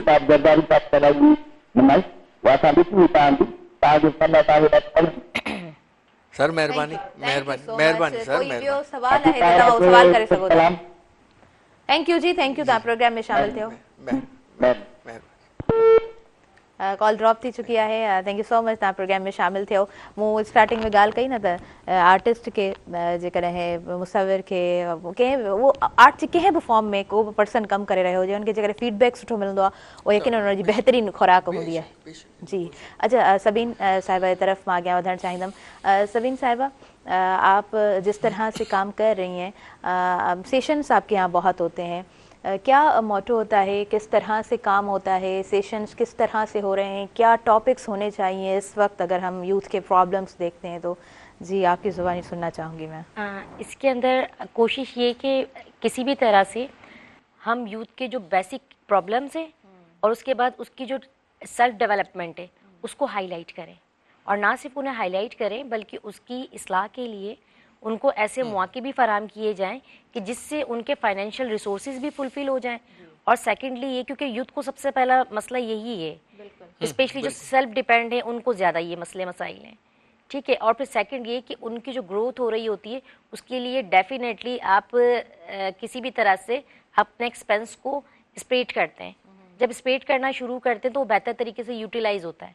और जैसे कि मैं अपनी ऑब्जर्वेशन बताऊं, मुझे ये था कि मैंने बाहर जाना है, जस्ट हैदराबाद में वर्किंग नहीं करनी, so it's take more financial, क्योंकि आप जब आउटसाइड विजिट करके जाते हैं, ट्रैवल करके जाते हैं, पूरे पाकिस्तान का आप विजिट करते हैं, डिफरेंट लोगों से आप मिलते हैं, तो different mentalities has different perceptions और यू गेट मोर। तो उनसे जब आप मिलेंगे तो फिर आपको पता चलता है, मतलब वो कहते हैं ना कि कुएं के मेंढक की तरह अगर आप एक ही सर्कल में रहते हैं आप कुछ नहीं कर सकते, लेकिन थोड़ा सा बाहर निकलें, दुनिया को देखें। दुनिया बहुत चांद पे जा चुकी है, अब हम तो वही दुनिया से भी आगे। मैं कहती हूँ अब ये भी सेंटेंस बहुत पुराना हो चुका है, अब दुनिया उससे भी आगे जा चुकी है। गैलेक्सी कह लें कि गैलेक्सी की दरियाफ्त में लग चुकी है। और ये जो हमारी यूं तो ये गैलेक्सी की तरह ही है मेरे ख्याल में, और कौसे कज़ा के रंग उनमें भरे हुए हैं, क्योंकि वो हमारी जो यूथ है वो किसी से कम नहीं है। मैंने जितना विजिट किया, इतना ट्रैवल किया पूरे पाकिस्तान में, जब हमारे सेशंस हुए तो सेशंस हमारे डिफरेंट होते हैं। स्पेशली जब हम किसी इंटरनेशनल डे को सेलिब्रेट कर रहे होते हैं तो कॉन्सेप्ट वही होता है। जैसे अभी रिसेंटली हमने नेशनल डे सेलिब्रेट किया, इकबाल डे, तो हमने उस पर बात की, ठीक है। वो जाहिर सी बात है, अल्लामा इकबाल शायर मशरिक हैं, ग्रेट पोएट हैं। हमने उस पर, उससे पहले लतीफ़ जो मेलो एक प्रोग्राम चल रहा था उस पर हम बात कर रहे थे। उसके बाद फिर अब थोड़ा सा अगर आगे आ जाए तो ब्रेस्ट कैंसर अवेयरनेस सेमिनार्स चले। उन सेमिनार्स के बाद फिर डिफरेंट, जब आप डेज को सेलिब्रेट करते हैं तो आपका नॉलेज स्प्रेड होता है। और मेरे ख्याल में कि हमारी यूथ को इतना एक्टिव होना चाहिए कि उसको किसी भी मैदान में उतारें तो वो जीत कर आए। अकॉर्डिंग टू फिजिक्स कहते हैं ना कि लिक्विड की तरह होना चाहिए, जिसके कंटेनर में आपको डालें आप उसी की शेप अख्तियार कर लें। तो ये इस तरह से वो जब भी होता है जब आप अपने खौल से बाहर निकलते हैं, डिफरेंट लोगों से मिलते हैं। और आप अब तो देखें कि हमारी ये यूथ, आपने शायद देखा हो, सुना भी हो, सोशल मीडिया पे भी ये चीज़ें चल रही हैं कि पाकिस्तान की सबसे बड़ी जो हिजरत अभी हुई है, ये लोग जो गए हैं बाहर, स्पेशली जो दुबई गए हैं, जी हाँ, और बाहर गए हैं, वो क्यों गए हैं? क्योंकि वो कुछ सीखना चाहते हैं, कुछ बनना चाहते हैं। तो जाएं, कहीं भी जाएं, लेकिन अपनी मिट्टी को ना भूलें, अपनी मिट्टी को याद रखें। ये हमारा ओरिजिन है, यहीं से हम ग्रो हुए हैं।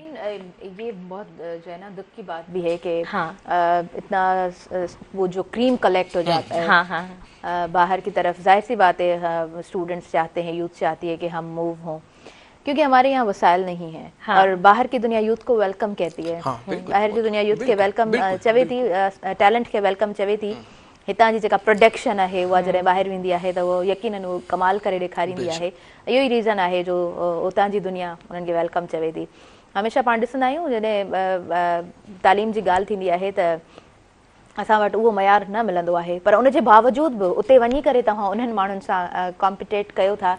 यह बड़ी खूबसूरत। असल में वसाइल जो है ना वो इसीलिए वहाँ ज्यादा है क्योंकि हमारे पास वसाइल से ज्यादा मसाइल हैं और हम इन्हें पे बात नहीं करना चाहते। और स्पेशली सबसे जो मोर इम्पोर्टेंट थिंग है अकॉर्डिंग टू माय ऑब्जर्वेशन कि हम यूथ को स्पेस भी नहीं देते जो डिजर्व कर रहे हैं। मतलब हमारे जो मैं किसी का नाम नहीं लेना चाहूंगी, लेकिन बहुत ज्यादा जो सीनियर्स हैं उन्हें चाहिए यूथ को थोड़ा स्पेस दें। सही बात है। तो वो काम कैसे करेंगे? देख के भाई हम तंग हो चुके हैं। हाँ? अब हम तंग हो चुके हैं। स्पेस बट आप ये सोचिए यार, हमने हर प्रोग्राम में बैठना है, हमने तमाम प्रोग्राम्स में अवार्ड्स भी लेने हैं, गेस्ट ऑफ ऑनर भी हमें होना है, जज भी हमें, गेस्ट भी हमें, होस्ट भी हमें। तो बेचारी यूथ फिर कहाँ जाएगी? सही बात। पाकिस्तान छोड़ के चले जाए तो भी अलमिया, पाकिस्तान में रहे तो आप ना रहने दें, किधर जाएगी? कहीं तो जीने दें। आपने कहा ना कि थोड़ी सी कड़वी मसाइल सच्चाई, से लेकिन ज्यादा सच्चाई हमारे है। यहाँ मसाइल हैं, हाँ। तो ये सारी चीजें तो जाहिर सी बात पता है है इसको मंजर आम पे आ रही मंजर आम पर, और मैं तो बड़ा खुलकर इस पे बात करती हूँ कि हमारी वी यूथ हैव बड़ी एनर्जेटिक है। सबीन वी हैव टू, मैं समझती हूँ कि हाँ। हमारे यहाँ जहाँ जहाँ हमें स्पेस मिलता है, हमारे अपने सोशल हाँ। अकाउंट्स हैं जहाँ हम बात कर सकते हैं, किसी सेशन में हम हाँ। बात कर सकते हैं, करनी चाहिए, यूथ के आगे ये Exactly. सारी चीज़ें रखनी चाहिए। अच्छा जी, तव्हां खां पुछणु चाहींदासीं, असां वटि जेको आहे सो तालीम जी त ॻाल्हि थींदी आहे, पर गॾो गॾु तरबियत जी जेकॾहिं ॻाल्हि थिए त तालीम में तरबियत जी जेका कमी आहे उनखे कीअं था ॾिसो, इहो भला ख़ाल कीअं हिन वक़्त में भरे सघिजे थो? को जेको न इहो माना असां तक़रीबन शुरू खां वठी जेको न इहे मसइला मसाइल असां वटि अचनि, पर इन जो बिल्कुलु सॉल्यूशन आहे, जी बिल्कुलु सॉल्यूशन आहे, बिल्कुलु।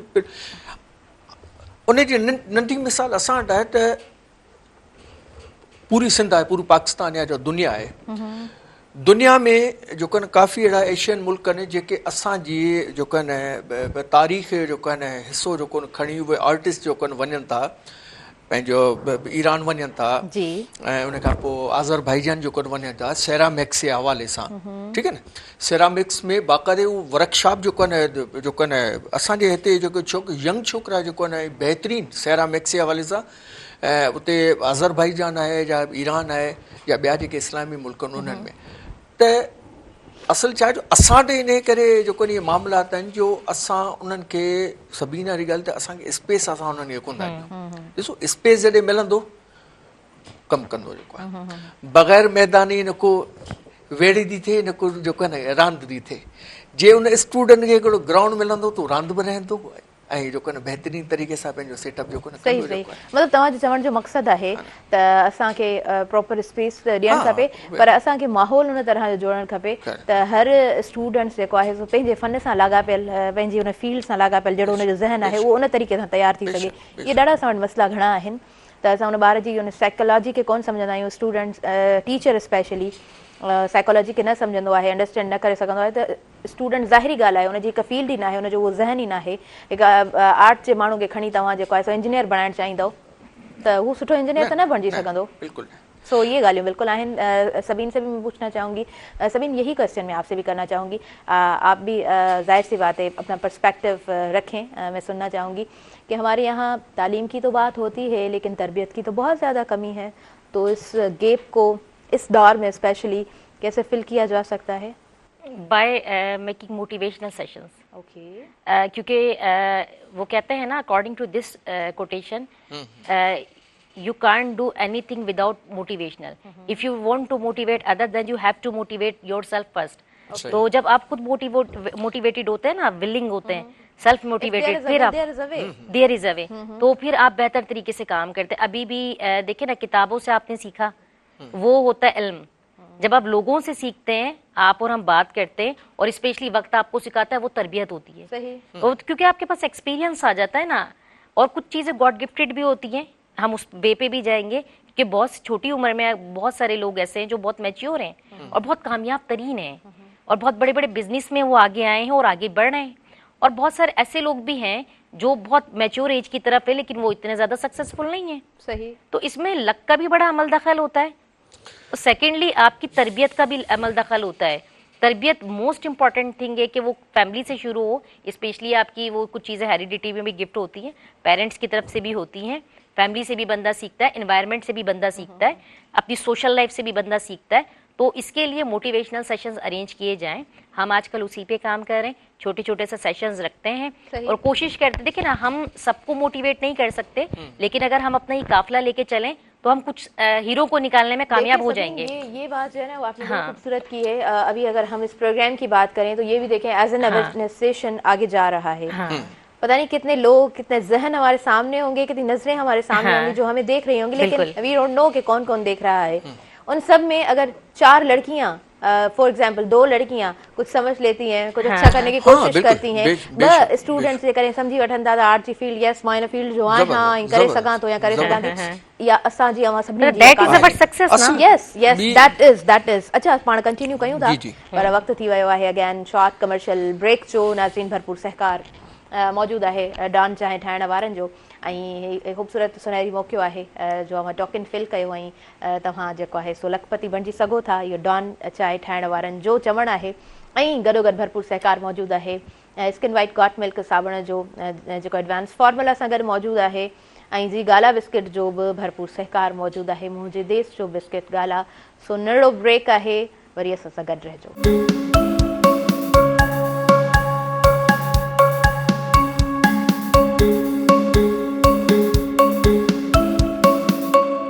नाज़रीन सभिनी ॾिसंदड़नि खे आऊं भली कार चवां थी आवाज़ पंहिंजे प्रोग्राम सुबुह मेहरान में, ऐं सुबुह मेहरान सां भरपूर सहकार मौजूदु आहे डॉन चांहि ठाहिण वारनि जो, ऐं जी गॾोगॾु भरपूर सहकार मौजूदु आहे स्किन वाइट गॉट मिल्क साबुण जो, गाला बिस्किट्स जो सहकार मौजूदु आहे।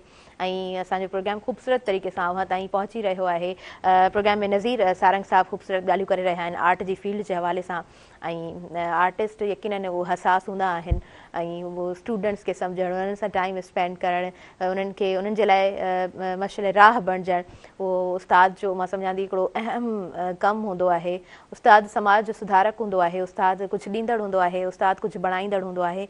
ऐं पोइ की जेतिरा बि पेशंस ऐं प्रोफेशन्स असां ॾिसंदा आहियूं, सक्सेसफुल पर्सनैलिटीज़ असां ॾिसंदा आहियूं, ज़िंदगियूं ख़ूबसूरत ॾिसंदा आहियूं, उन्हनि जे पोयां पेरेंट्स त डेफिनेटली हूंदा आहिनि, पर हिकिड़ो किरदारु हूंदो आहे, उहो हूंदो आहे उस्ताद। सो प्रोग्राम में सर मौजूदु आहिनि जनाब। असां सर्जन खां पुछणु चाहींदासीं, हिकिड़ो उस्ताद जॾहिं अचे थो क्लास में, हज़ारे चेहरा हज़ारे ज़हन, उन्हनि खे हिकिड़ो ख़ूबसूरत ट्रैक ते बि आणिणो आहे, को अहिड़ो मिसाल अव्हांजे पंहिंजे हिन एक्सपीरियंस में 35 इयर्स जो माशाल्लाह सां सुठो एक्सपीरियंस आहे अव्हांजो, उहो स्टूडेंट जेको पुठिते वेहंदड़ हुजे, जेको परफॉर्म न कंदड़ हुजे, ऐं तव्हांजी हुन ट्रेनिंग सां हुन तरबियत सां हुन में अव्हां सुठो बदिलाव ॾिठो हुजे, मां सम्झां थी हिकु त न पर केतिरा ई हूंदा। सो को अहिड़ो यादगार स्टूडेंट जंहिंखे तव्हां यादि करणु चाहियो हिन प्रोग्राम में? बेशक बिल्कुलु, ऐं काफ़ी आहिनि जेको आहे न अहिड़ा ॿ जेको आहे न आहिनि जेको आहे न स्टूडेंट जेके जिन खे मूं सम्झो त इहे बिल्कुलु ई जेको न डल आहिनि, पर उन्हनि जेको कमु करे ॾेखारियो, माना कमाल जो कमु करे जेको न ॾेखारियो, त उन में काफ़ी जेको आहे न ॿार आहिनि जेको न। छो असां वटि तव्हांखे हिकिड़ी ॻाल्हि ॿुधायां त बेसिकली ऐं डिस्ट्रिक्ट टोनलियार जो आहियां, त डिस्ट्रिक्ट टोनलियार में कुझु ॻोठ बि अहिड़ा आहिनि जिथे जेको न ॿारनि में टैलेंट त आहे, पर ॿारनि खे नवो वसायल आहे। अच्छा, उन खां पोइ ॿार जो डिस्प्ले जेको आहे न उहो किथे रखे, अगरि उहो बहितरीनु परफॉर्मेंस ॾिए थो ऐं माना हिकिड़ो बहितरीनु तरीक़े सां जेको आहे न कंपोज़िशन करे थो, हू चाहे थो त आउं कंहिं वॾी गैलरी में जेके वञी पार्टिसिपेट करियां, त हक़ीक़त में तव्हां ॿुधायां थो उन्हनि ॿारनि सां काफ़ी नाजाइज़ी थिए थी।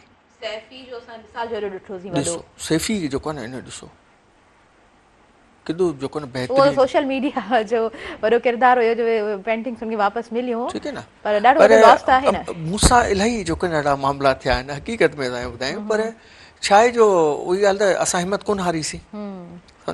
मूं कॾहिं बि कोन सोचियो त पाकिस्तान जे जेके लेजेंड आर्टिस्ट आहिनि, अब्दुल हई साहब आहे, ऐं उनखे अलावा जेको आहे न आफ़ताब ज़फ़र आहे जेको आहे न पाकिस्तान जो, मूं कॾहिं लाइफ अच्छा उन जी पेंटिंगूं ऐं रिप्रोडक्शन कंदो हुउसि, माना वाटर कलर में मुंहिंजी जेको आहे न पसंदीदा मीडियम वाटर कलर आहे जेको, त आफ़ताब ज़फ़र जी जेको न स्टोरी खे उनखे आउं कंदुसि।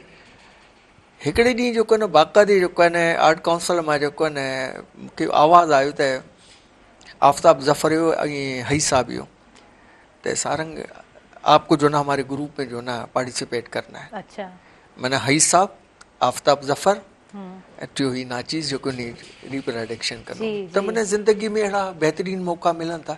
इंसान खे मायूस न थियणु खपे, हिमत न जेको न हारणु खपे। जेको आहे हिकिड़ो माण्हू हिमत हारींदो आहे त अच्छा घर खां बि जेको आहे न थोरी कॾहिं कॾहिं क्रिटिसिज़म मिलंदी आहे, उन खां पोइ तव्हां दोस्तनि में वेठा आहियो या रिश्तेदारनि में, छा आहे सॼो ॾींहुं जेको न कारा पना वियो करी, सॼो ॾींहुं जेको इहो मां सम्झां थी वॾो दुनिया जो मसइलो आहे।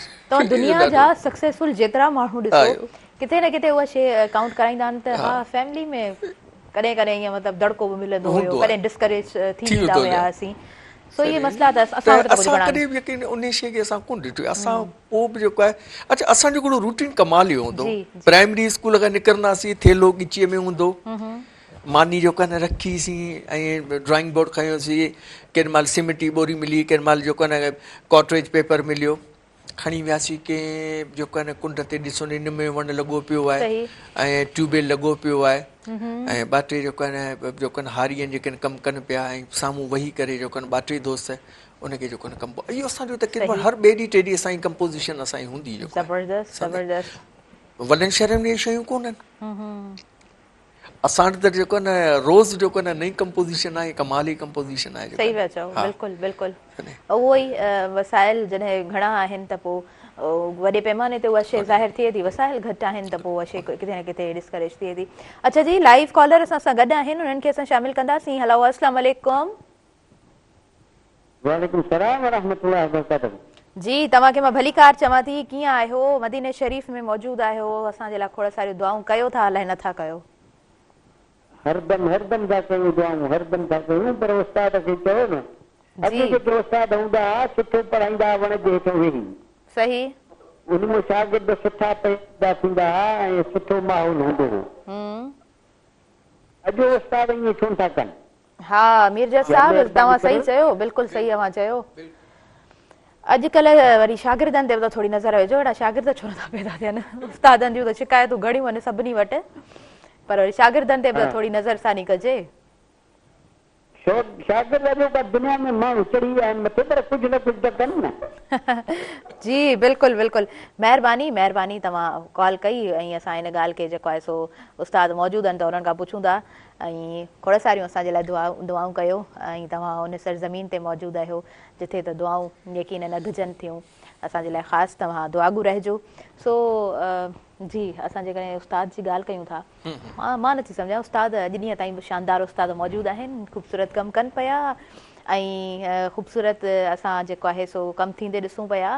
ईअं नाहे त शागिर्द बि नथा शानदार पैदा थियनि, उन्हनि उस्तादनि जी छांव हेठि सुठा शागिर्द बि निकिरनि था। जी, अवां पंहिंजी ज़ुबानी हिन ॻाल्हि खे कीअं भला रखंदव? ऐं कॉलर जी जेको आहे न वॾी अहमियत थो ॾियां हिन सुवाल जो। हक़ीक़त में छा आहे जो थी सघे त उन दौर में ही बि स्टूडेंट जेको आहे न दोस्त असांजो रहियो हुजे, कंहिं उस्ताद खां डिसहार्ट जेको न थियो हुजे, कंहिं दड़के सां थियो हुजे,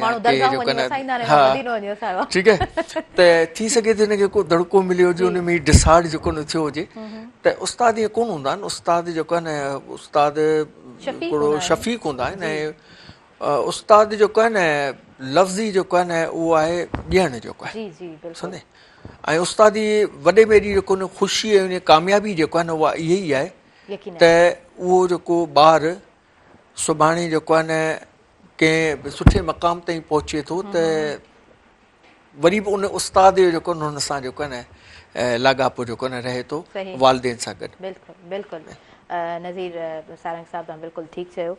ऐं सबीन जावेद साहिबा खां असां पुछंदासीं। सबीन, मैं समझती हूँ कि ये जो हमारा टाइम गुजरता है ना यूथ के साथ, डिफरेंट माइंड्स के साथ, जब हम सेशन दे रहे होते हैं, बहुत मेमोरेबल टाइम गुजरता है, खूबसूरत वक्त गुजरता है। कहीं ना कहीं हम दोनों की फील्ड सेम ही है, और न्यू टॉपिक्स और न्यू फेसेस कितने अच्छे लगते हैं सबीन को?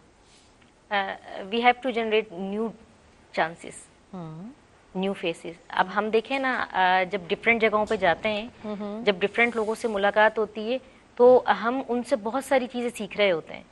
और जब हम एक चेन बनाने में कामयाब हो जाते हैं ना, जैसे हमारी गोल्डन कलेक्शन होती है ना, कुछ लोगों को शौक होता है कॉइन्स जमा करते हैं, कुछ लोगों को शौक है कि वो कुछ और जमा कर रहे होते हैं। मुझे टैलेंट जमा करने का शौक है। सही, मेरा जो गोल्डन बॉक्स है उसमें टैलेंटेड लोग हैं। सही, तो मैं उनसे बहुत कुछ सीख रही होती हूँ और वो मुझसे भी सीख रहे होते हैं। तो ये तमाम चीज़ें आप जनरेट कर रहे होते हैं, आप अपने इन फ्यूचर के अंदर जो है उनको यूटिलाइज भी करते हैं। सही। और जब चेन बन जाती है तो बेहतर तरीके से काम करने में भी कामयाब हो जाते हैं।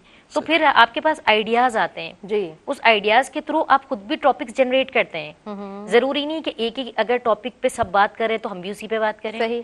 कभी कभार देखिए ना, रियलिटी के तो हमेशा 2 फेसेस होते हैं। जी हाँ। तो आप उसको चेंज करके देखें, मतलब आप मुखालिफ सिम्त भी देखें, उस पर भी बात करें, हो सकता है वो सही हो। जी, मैं जब we have to be authentic। Authentic. और जब मैं अपनी चाइल्डहुड की बात करूं, उस टाइम एक ड्रामा आता था CID का, तो मैं बड़ा इससे इम्प्रेस होती थी। यार वो इन्वेस्टिगेट कर रहे हैं, जा रहे हैं, मतलब जो सबसे अच्छा बना हुआ है, सबसे लविंग है, सबसे केयरिंग, उसको बड़ा गुस्से में पहले लोग कहते थे कि नहीं इसी ने किया है। और जो एक बहुत ज्यादा शख्स होता था जो कि रूड है, जो कि बहुत ज्यादा उसका नेगेटिव पॉइंट है या फेस है, तो इन दी एंड वही शख्स बेचारा मजलूम निकलता था, और जो लविंग और केयरिंग होता था वो कहीं ना कहीं मुजरिम साबित हो जाता था। तो हमेशा रियलिटी के 2 चेहरे होते हैं।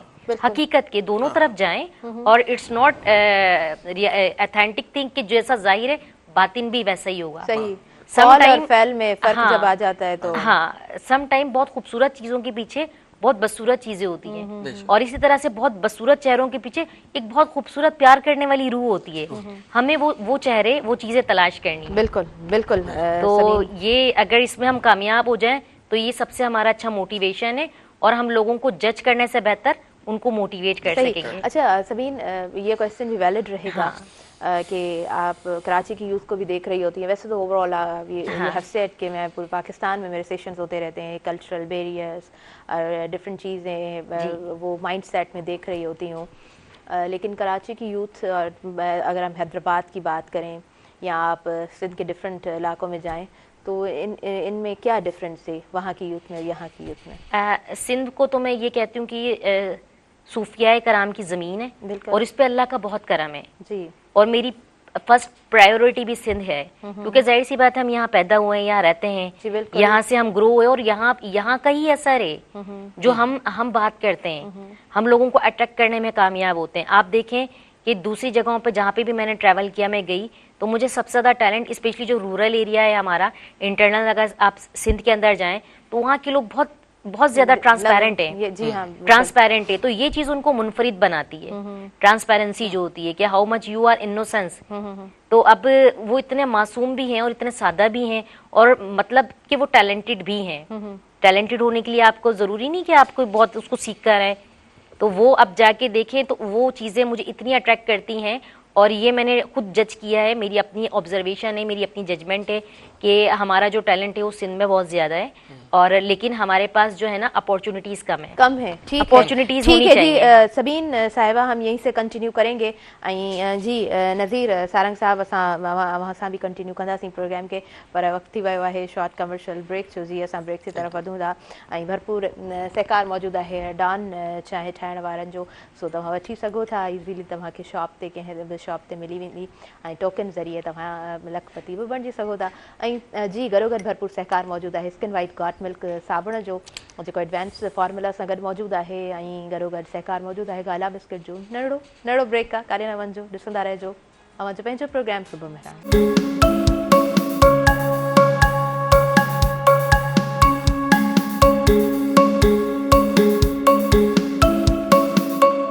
नाज़रीन सभिनी ॾिसंदड़नि खे भली कार चवां थी अवां जे पंहिंजे प्रोग्राम सुबुह मेहरान में ऐं प्रोग्राम सां भरपूर सहकार जी मौजूदु आहे डॉन चांहि ठाहिण वारनि जो ऐं भरपूर सहकार मौजूदु आहे स्किन वाइट गॉट मिल्क साबुण जो ऐं गाला बिस्किट्स जो भरपूर सहकार मौजूदु आहे।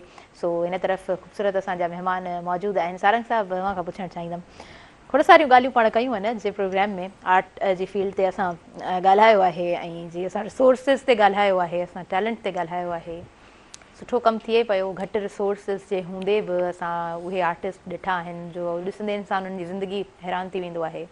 कुझु नाला पिणु ॻणाया, आशिक़ साहिब जॾहिं नालो अचे थो, या मुंहिंजा जेके उस्ताद रहिया आहिनि, आशिक़ अरबानी साहिबु आहे, पंहिंजो मोहम्मद अली भट्टी साहिबु आहे, उन खां पोइ साईं अब्दुल फताह हाली कोटो आहे। जी त अहिड़ा खोड़ जेको उस्ताद आहिनि जिन जे करे जेको आहे न अॼु असीं बि जेको आहे न असां में बि जुस्तजू आहे, जेके असांजे पोयां जेके स्टूडेंट आहिनि उन्हनि खे बि जुस्तजू आहे उन उस्तादनि। सही पिया चओ, बिल्कुलु सही। अच्छा जेकॾहिं थोरो नंढपण ते नज़र विझो, नंढपण कीअं गुज़रियो आहे भला? नंढपण कमाल जो गुज़रियो, ज़बरदस्त गुज़रियो। उहो शैतान ॿार हुया हो या ईअं मतिलबु हिकिड़ो ॿार हूंदो मासूम ओबीडियंट उन तरह रहिया आहियो? पेरों गाढ़ा हूंदा, डोड़ंदासीं जेको आहिनि, हा, ऐं पंहिंजो टको काढ़ो ॾिसंदासीं, बसि निकिरी ईंदासीं। पोइ मिटी जा जेको न दड़ा हूंदा हुते जेको आहे शरारती ॿार, जीअं शरारती बाक़ाइदा बिल्कुलु। ऐं उहो क्रिएटिव ॿार उहो ई हूंदो आहे जेको शरारती हूंदो आहे, हा न, ईअं आहे? मुंहिंजी फैमिली, मुंहिंजी मदर इहे जेको न चवंदी त हीअ शुरू खां ई शरारती आहे, ऐं तंहिंमें मुंहिंजो बाबा जेको न चवंदो ई अॻियां हली जेको आहे न कंहिं सुठे जेको आहे न फील्ड ऐं सब्जेक्ट जेको न पवंदो जेको आहे। त अॼु जेको आहे सभु जेको न ॾिसनि पिया त हीअ जेको बिल्कुलु ई जेको आहे न एतिरी शरारत कंदो जो सभु को हिन लाइ जेको आहे न उहे मार्क्स ॾींदा हुआ जेको आहे, पर अॼु जेको आहे त ये लाइफ में जो कोन है सही सही बस उहे स्टेजेस भी रहिया उन्हनि पिणु उन तरह रहियो भला अमड़ ऐं बाबा खे जेकॾहिं यादि कयो प्रोग्राम में त उन्हनि सां वक़्तु कीअं गुज़रो, उन्हनि जो दड़को, उन्हनि जो प्यार, उन्हनि जी मोहबत ज़बरदस्त जी माइटनि जो त मोहबत दड़को बि मां चवां थी मोहबत आहे मुंहिंजी मड जो कोन मदर जो कोन असीं चवंदासीं उहा असांजी बहितरीन क़िस्म जी दोस्त हुई जेको आहे छो जो हुन खां इलाही कुझु जेको न सिखियोसीं असां खोड़ सिखियोसीं जेको आहे ऐं पंहिंजो कमु जेको न हुनखे जेको मां ॾींदोसि त पोइ हुन खां राय जेको न वठंदो हुउसि मूं पंहिंजी मदर जी जेको न 2 पेंटिंगूं जेको न जॾहिं सेल कयूं त मूंखे चई त हू केॾां जूं पेंटिंगूं मूं चयो मां विकिणी आयसि अम्मा खे विकिणी आहे मूं चयो मां ॾींहरी जेको न वरी ॿियो अम्मा अची वेंदी जेको आहे त मां हूंदी आहे त लाइफ में तव्हां यकीन कंदा त 2 पेंटिंगूं जो मुंहिंजी एॾी कमाली जेको आहे न मूंखे एॾी ख़ुशी थी त मैंने मुंहिंजी मदर जी पेंटिंग मूं ठाही आहे सेल थी आहे जो ज़िंदगी में फर्स्ट टाइम जेको आहे जॾहिं स्टार्ट सही सही ज़बरदस्ती ज़बरदस्त न सुठो कमु कयो पिया ऐं इंशाल्लाह तव्हां सुठो कमु कंदा रहंदव तव्हांजो ख़ूबसूरत कमु ॾिसंदा रहंदासीं सबीन यस सबीन खां मां पुछणु चाहींदमि सबीन कैसा रहा बचपन सबीन का बचपन बहुत खूबसूरत भी था और शरारती भी था और मेरे ख्याल में सबका बचपन ही बहुत खूबसूरत होता है जी लेकिन अगर उसमें आपकी फैमिली वो खुद भी थोड़ी सी अगर इस तरह से होती है ना कि आपको सपोर्ट करने वाली क्योंकि समटाइम पेरेंट्स इतने स्ट्रिक्ट होते हैं वो बच्चों को शरारती भी अलाउ नहीं करते जी और अगर कुछ पेरेंट्स तो कहते हैं इंजॉय करने दें आगे मैच्योर लाइफ बहुत पड़ी है तो मेरे पेरेंट्स कोऑपरेटिव थे मुझे इतना स्ट्रिक्ट नहीं किया तो मैंने बहुत इंजॉय किया है I have lot spend my childhood along with my family और अल्लाह का शुक्र है कि वो चीज़ें अभी भी कहीं ना कहीं हैं तो बचपन को अगर आप याद रखें और याद रख के अगर आप अपनी जो मैच्योर एज होती है ना उसमें भी थोड़ा सा कहीं कहीं ले आए तो आप जालिम होने से बच जाते हैं सही और एक मासूम रूह है ना आपको आगे बढ़ने में मदद देती है तो बचपन को रखना चाहिए साथ खूबसूरत आपने बात की है हिकिड़ो आर्टिस्ट हूंदो आहे उहो जेको आहे सो हिकिड़ी ॿार मासूम ॿार चिटींदो आहे ऐं कुझु टाइम खां पोइ पंहिंजी थीम मटाईंदो चवंदो मां सभिनी खां मासूम शइ खे तयारु करणु चाहियां थो इंसानी रूप हूंदो आहे ख़ूबसूरत तरीक़े सां उहो ॾेखारींदो आहे पंहिंजे आर्ट जे थ्रू कुझु टाइम खां पोइ ज़िंदगी जे उन्हनि 40-50-60 सालनि खां पोइ पंहिंजी थीम रखंदो आहे त बेहद क्रूअल फेस ऐं बेहद भयानक फेस मूंखे ॾेखारिणो आहे कंहिं इंसान जी सूरत में पोइ उहो चिटींदो आहे ऐं उन माण्हू सां वञी मिलंदो आहे उहो माण्हू चवंदो अथसि त जेका तुंहिंजो पहिरियों मूं जेतिरो ॿुधो आहे त तूं पहिरियों जेको मासूम चहिरो ठाहियो हो मूंखे उहो ॾेखारो जॾहिं ॾेखारींदो अथसि त उहो आख़िर में ॿुधाईंदो अथसि त इहो मां आहियां ऐं ज़िंदगी हिन मोड़ ते आंदो आहे सो ज़िंदगी इहा आहे रवैया हालात फेज़िस माण्हुनि जा फेसिस इंसान खे ख़बर न आहे किथां खां किथे पहुचाईंदा आहिनि अच्छा जी उन खां अलावा अॼु जो जेको जेकॾहिं आलमी ॾींहं जी ॻाल्हि कयूं त करप्शन जो आलमी ॾींहुं अॼु सेलिब्रेट कयो वञे थो ऐं उहे असांजा ऑफिसर्स हज़रात जेके पंहिंजो ख़ूबसूरत पंहिंजे कम खे करे रहिया आहिनि पंहिंजूं ख़िदमतूं सरअंजाम ॾेई रहिया आहिनि सो उन्हनि ख़ूबसूरत ख़िदमतुनि खे अवां ख़ूबसूरत करे जेकॾहिं सरअंजाम ॾींदव त ॾाढो सुठो रहंदो करप्शन खां यकीनन असांखे पंहिंजी धरती पाक करणी आहे पर कीअं करणी आहे इहो प्रोसेस ॾाढो वॾो आहे ॾाढो लॉन्ग आहे आलमी ॾींहुं आहे करप्शन जो जी तव्हां खां पुछणु चाहींदसि हिन हवाले सां कुझु चवणु चाहींदो बस जेॾा बि नज़र थी टोड़ाइजे बस इहा ई दुआ थी कजे अल्लाह साईं कुझु बहितर करे कुछ हिदायत हुजे सही सही बिल्कुल सबीन आपसे भी पूछना चाहूंगी करप्शन इसलिए क्योंकि डेमोक्रेसी नहीं है जी अगर हम डेमोक्रेसी की बात करें और ना सिर्फ बात करें उस पर इम्प्लीमेंट भी करें तो आप देखेंगे कि करप्शन खत्म हो जाएगी सोसाइटी से लेकिन हम बात करते हैं बड़े बड़े जुलूस और जलसे निकालते हैं क्योंकि हमें वोट्स चाहिए होते हैं सही और हम किसी पोजीशन पे आना चाहते हैं लेकिन पोजीशन पे आने के बाद आप ये भूल जाते हैं कि जो हमने हल्फ उठाया था वो डेमोक्रेसी पे उठाया था तो आप जब डेमोक्रेसी को नहीं लाएंगे और उस पर इम्प्लीमेंट भी नहीं करेंगे जो रूल्स एंड रेगुलेशंस हैं फॉलो भी नहीं करेंगे तो करप्शन तो डेफिनेटली होगी वो हम वो कहा जाता है ना कंट्रोल सिस्टम से जब हम बाहर निकलेंगे तो हर चीज़ जो है स्मूथली हमारे सामने होगी खैर इन ते ॻाल्हाइजे त घणो कुछ ॻाल्हाए सघिजे थो असल में हम खुद को भी कंट्रोल नहीं करते ना लोगों को कंट्रोल करते हैं सही सही तो खुद को भी कंट्रोल करते हैं सबीन आपसे मैं पूछना चाहूँगी कि आपने जिस तरह कहा कि पूरे पाकिस्तान में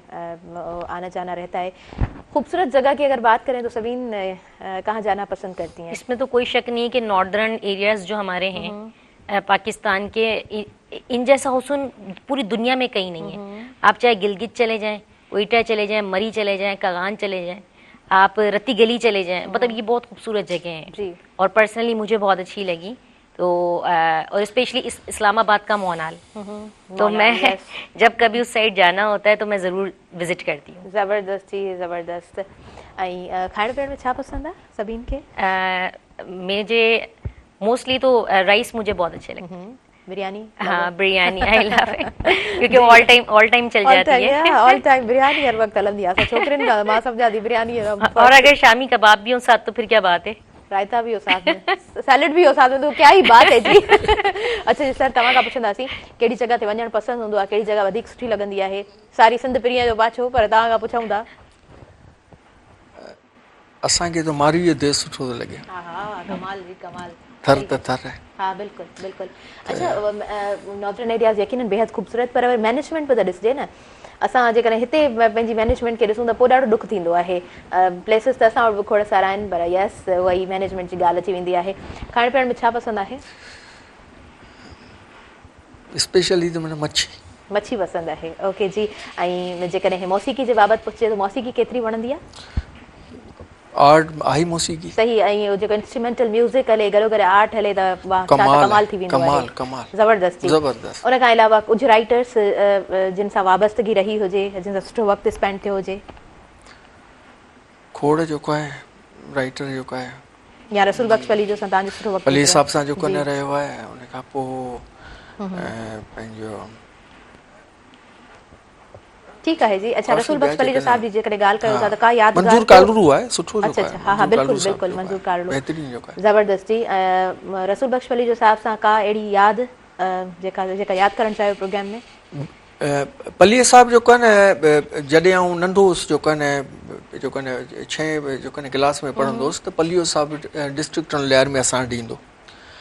अच्छा, असां ॾींदो त असां जेके बि स्कूल मां ऐं जेके पाड़े जेके ॿार हूंदासीं, उहे सभु जेको आहे पलीअ साहब गॾु कंदो।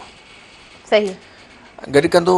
पलीअ साहब हिकिड़ी जेको उहा आदत अॼु ताईं असांजे ज़हन में कोन्हे, त पलीअ साहब पाण सां गॾु बुक्स जेको आहे खणी ईंदो। माना उन दौर में जेको आहे न बुक्स जेको आहे पंहिंजो लेनन जी बुक्स जेको आहे न पलीअ साहब जेको आहे न मूंखे जेको आहे न ॾिनो। त माना उहे यादूं जेके आहिनि पलीअ साहब जूं अॼु ताईं जेको नथी विसरे। ज़बरदस्त जी, ज़बरदस्त। आपसे पूछना चाहूँगी, रीडिंग आपके यहाँ ज़रूर टच में तो रहती होंगी, क्या पढ़ती हैं? अल्लामा इकबाल। अल्लामा इकबाल को ज़्यादा पढ़ती हैं? हाँ, उनकी जो वर्सीज हैं, उसके अलावा अल्लामा इकबाल तो छा ही गाल अच्छा है। और फिर नहीं, उनकी जो वर्सीज है ना, वो मोटिवेशनल है। अब देखिए ना, रोशनी गर को खुदा को मंजूर आंधियों में चिराग जलते हैं, तो आपको जब मुश्किलात आती है ना, अप एंड डाउन, उसमें आपको मोटिवेट करती हैं ये चीजें। मतलब हम दूसरे अगर शौरा की तरफ जाएं, सब बहुत अच्छे हैं। अब आप लतीफ सरकार की तरफ जाएं, वो उनका अपना एक चार्म है। सूफीज्म की तरफ जाएं, उसका अपना एक चार्म है। सबीन, बिल्कुल बिल्कुल। लास्ट में मैं आपसे यूथ के लिए मैसेज लूंगी, क्या मैसेज होगा सबीन का? मैसेज यही होगा, अभी हम बात कर रहे तो थोड़ी सी रह गई थी, लेकिन मैं कहूँगी कि नॉर्दर्न एरियाज तो बहुत खूबसूरत है, लेकिन उनमें हमारा सिंध बहुत खूबसूरत है। अगर आप निकल जाए गौरा खिल की तरफ और फिर आप करुंझर की तरफ, हाँ करुंझर की तरफ, अगर इनको थोड़ा सा स्पेस दिया जाए, मैं गवर्नमेंट से भी कहना चाहूंगी कि इनको ये एक बेहतरीन टूरिज्म बन सकता है।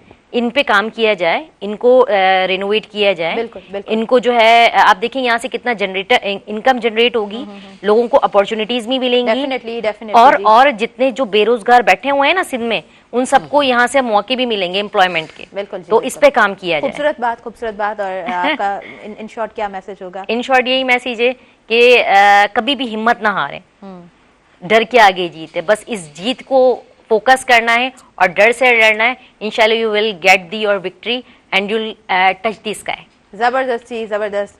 वो ही तव्हांखे आसमान खे छोड़ो आहे, उन खां वधीक इहो न, मंजिल से आगे बढ़ के देख के मंजिल तलाश, सितारों से आगे जहां और भी हैं। बिल्कुल, सितारों से आगे जहां और भी हैं। अच्छा जी, सुबह मेहरान जे लाइ भी कमेंट्स वठणु चाहींदमि। सुबह मेहरान तो वाकई एक बहुत खूबसूरत सुबह है, और मैं पहले भी इस प्रोग्राम में आई हूँ गुड मॉर्निंग में, तो हमेशा एक बेहतरीन मेरा एक्सपीरियंस रहा है मेहरान के साथ।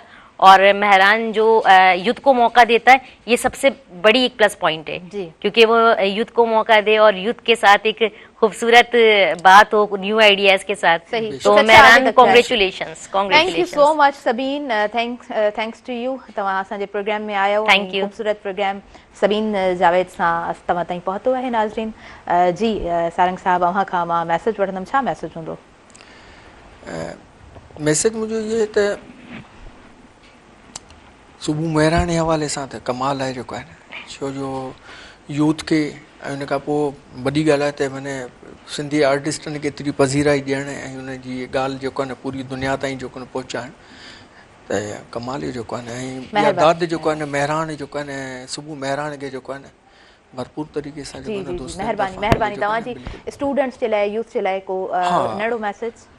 स्टूडेंट लाइ इहो आहे त हिकिड़ो शाह साहिब जेको न शेर आहे त जां जां हुयसि जीअरी विरची न वेठिसि, बि। वञी भूअं भेटिसि सिकने खे सॼण। हा हा। त इंसान कॾहिं बि मायूस न थिए ऐं हिम्मत करे। वक़्तु ऊन्हायूं, काड़ा, गर्मियूं, सर्दियूं सभु हर इंसान जे मथां अचनि थियूं। जी। हिम्मत हारे न, छो जो पंहिंजे लाइ न जीए, सही। हिन धरतीअ लाइ जीए, हिन महिरान लाइ जीए, हिन पूरी क़ौम लाइ जेको न जीए ऐं अॻियां बहितरीन जेको न हुनजो फ्यूचर आहे। ज़बरदस्त जी ज़बरदस्त। नज़ीर सारंग साहब जो ख़ूबसूरत मैसेज, ऐं हिन तरफ़ असां वटि सबीन जावेद साहिबा जो ख़ूबसूरत मैसेज अव्हां ताईं पहुतो। ऐं बेहद थोराइती आहियां ॿिन्हिनि महिमाननि जी, अव्हां जी महिरबानी, अव्हां प्रोग्राम में आयो। असांजो प्रोग्राम अव्हां जी मौजूदगी सां बेहद ख़ूबसूरत बणिजी असांजे तमामु नाज़रीन ताईं पहुतो। नाज़रीन, हिन वक़्तु अव्हां खां आउं बि मोकिलाईंदसि, पर हिन प्रोग्राम सां भरपूर सहकार मौजूदु रहियो डॉन चांहि जो। ऐं डॉन वारनि जो चवणु आहे त तव्हां ही डॉन चांहि वठो ऐं टोकन ज़रिए 1 लख अव्हां खटे सघो था। ऐं जी गॾोगॾु भरपूर सहकार मौजूदु रहियो स्किन वाइट गॉट मिल्क साबुण जो। ऐं उनखां अलावा हिन प्रोग्राम में भरपूर सहकार मौजूदु रहियो गाला बिस्किट जो। गाला बिस्किट ख़ालिस बेसिंग कणिक सां तयारु थियल बहितरीनु ज़ाइके वारो बिस्किट आहे। मुंहिंजे देश जो बिस्किट गाला पंहिंजी दुआउनि में भरपूर रखंदो यादि। ऐं सुभाणे गॾु आहियूं इंशाअल्लाह। अल्लाह निगहबान।